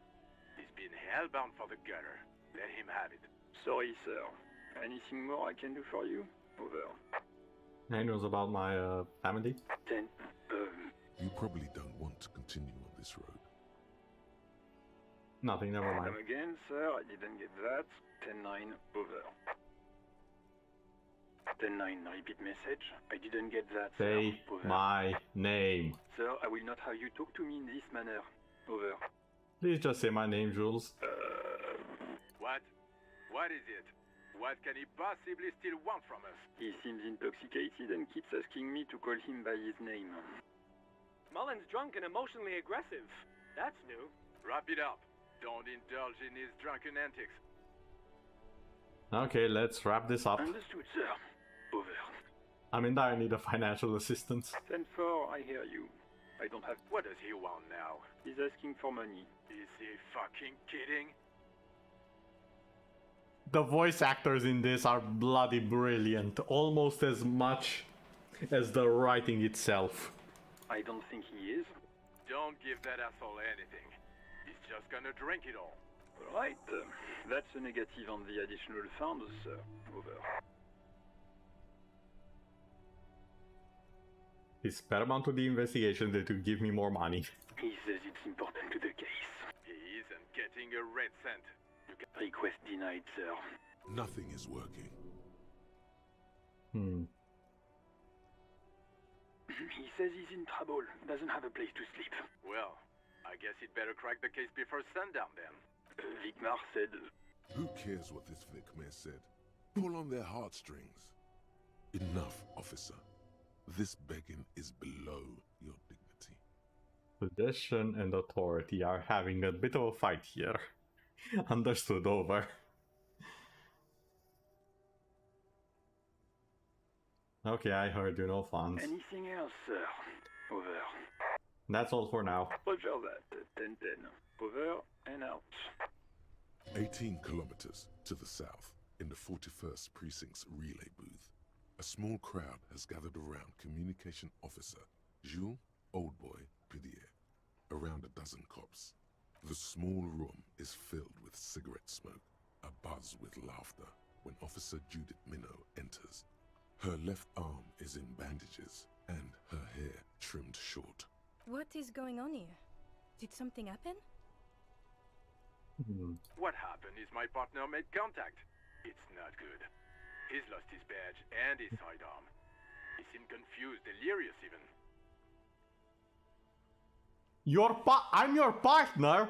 Excuse me? I thought you were my boss. Hold on, this is interesting. Mac, the torso Torson, is finger-fucking his fist, laughing hoarsely and apparently telling some dirty story to his partner, Chester McLean, near the entrance. Yeah, Mullen was fucked, alright. Sounded fucking drunk to me. Yeah, Mac's right. This was some gnarly shit there. I mean, before he started begging for money, it was... Enough! None of this is funny. It's fucking sad. That's what it is. He's a cop. He's one of us, goddamn this. We must help him. Yeah? How do you fucking plan to do that, huh? Get him off the drink? Go jogging with him in the morning and get him on carrot juice? He's a lost man. I just know we can't give up on him when he's at his weakest. He wouldn't. I wouldn't give up on you when you're at your weakest, huh? I see. Mac, man the door. You know what he told me? I don't want to get better. I want to get worse. Those were his words. Ah, I see. This shit does not leave this room. Not a word of this to the captain. Or anyone else. We'll give him a couple of days to put his shit together. Well, luckily, look what I just acquired. The ability to do exactly this, I guess. I guess I can hold off the report for a few days. Good. Okay, everybody. Nothing but a prank call here. We all got our laughs. Now get back to work. Okay, I kind of like the guy. Far north, on the other side of the motorway, the officer quietly hunches with his hand in the motor carriage. Okay. What is this machine? This is the Caprice Kinema, my motor carriage. You can use the toolbox and the radio if you'd like. Motor carriage, motor carriage. Something bad with a motor carriage. A dark lump rises in your throat. What is this sinking feeling I have with the words motor carriage? Nothing. It's probably nothing. Forget I brought it up. Please proceed with the carefree lollygagging. Island Empire? What are you not telling me? Oh yeah, the voice actors definitely had fun with this. Like, you can feel it in their voice. Even with the screaming, they're just one step away from bursting into laughter, and you can tell. Can we turn it on and drive somewhere? No, I'm afraid not. We have a murder case on our hands, remember? Okay. In the cabin, you see a set of steering levers, a radio on a hook. Okay, let's pull out the toolbox. And a metallic drawer slides out from under the seat and clicks into place. The tools inside are neatly organized. Take what you need, officer. It's going to be a long case. I'm not protective of my tools, like some men are. He's clearly a little protective of his tools. But what can you do? Work is work. Okay.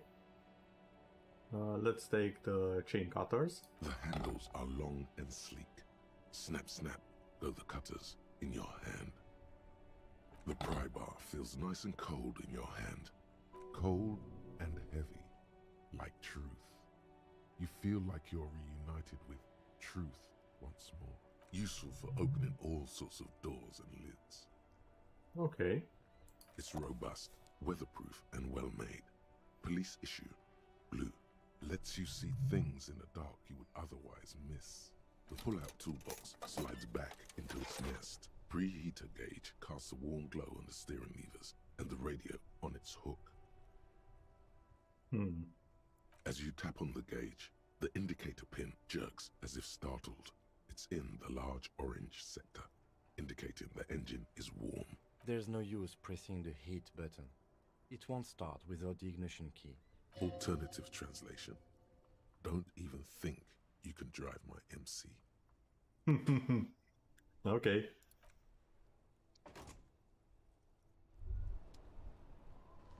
All around you, rain falls on the great city of Revachol. Rain drips from the eaves and floods the gutters, washing the filth away. Hold on, wasn't it snowing before? The spring thaw must be here. The snow is melting. What am I doing? Looking up at the sky, cold water dripping from your hat. What do I see? Grey sky like great battleships, clouds colliding with one another. Rain falls down on the How world. does it feel? Your shirt sticks to your chest. The shoulders of your disco blazer grow heavy. The cold finds its way in under your skin. You shiver, and the city shivers with you.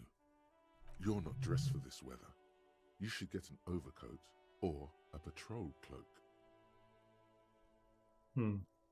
Sheets of rain over the water, a flight of stairs leading into the ocean. Wave after wave washing the coast of Martinaise, with its motorboats and gently swaying reeds. The ruins of a half-sunken sea fort crumble on an inlet beyond the Bay of Revachol. Ghosts rise into the sky. Who are you, ghosts? The skyscrapers of La Delta, the financial district. Oh. Faint golden light seeps from the office windows. Will you ever go there? Will I?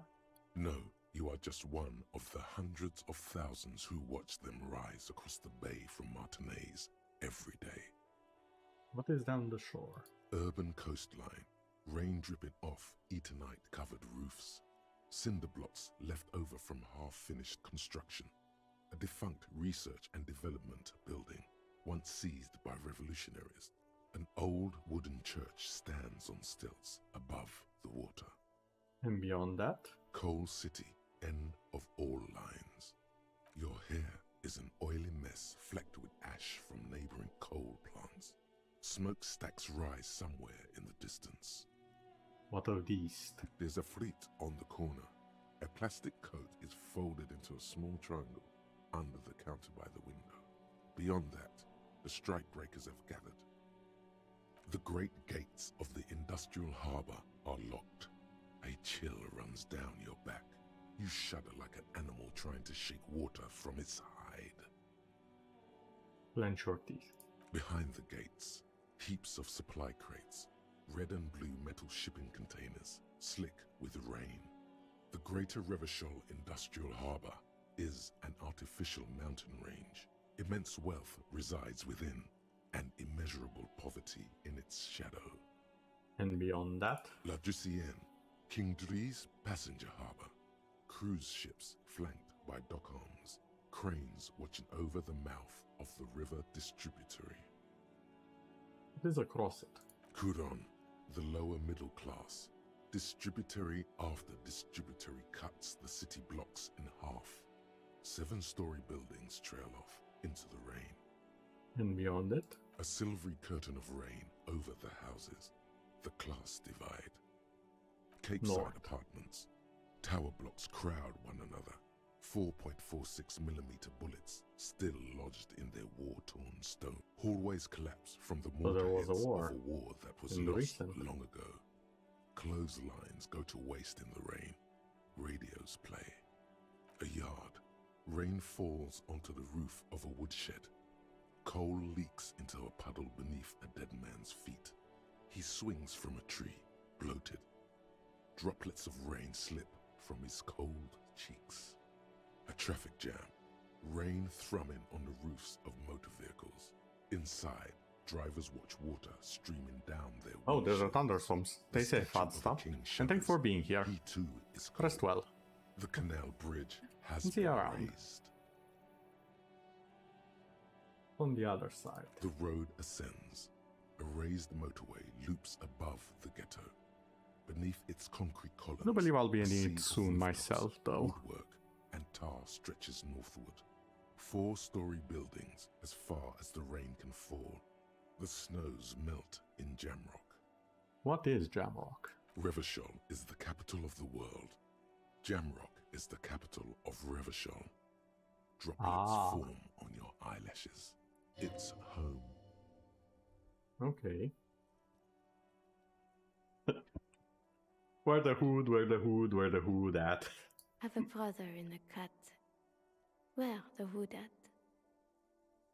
Why am I not there? To be in Martinez, where no one goes, at the runoff point of a long-forgotten canal, in the whitest part of town, in the shadow of the day the revolution failed.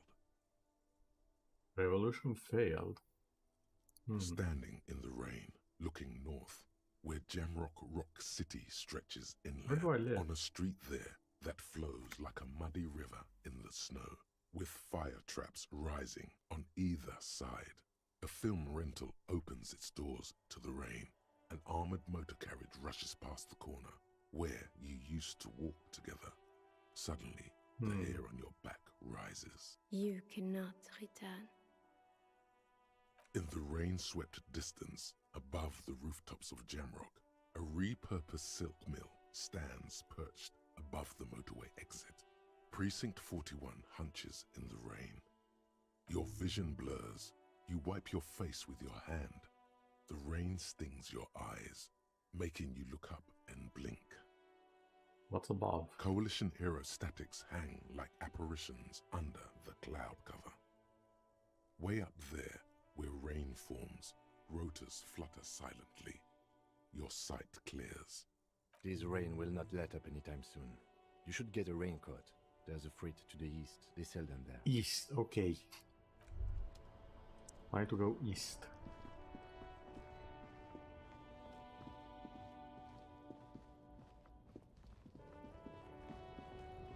Is it here? Okay then, finally found the shop. Only took me like 4 hours. I'm gonna say this. I love the game. I'm gonna be saving it here for now.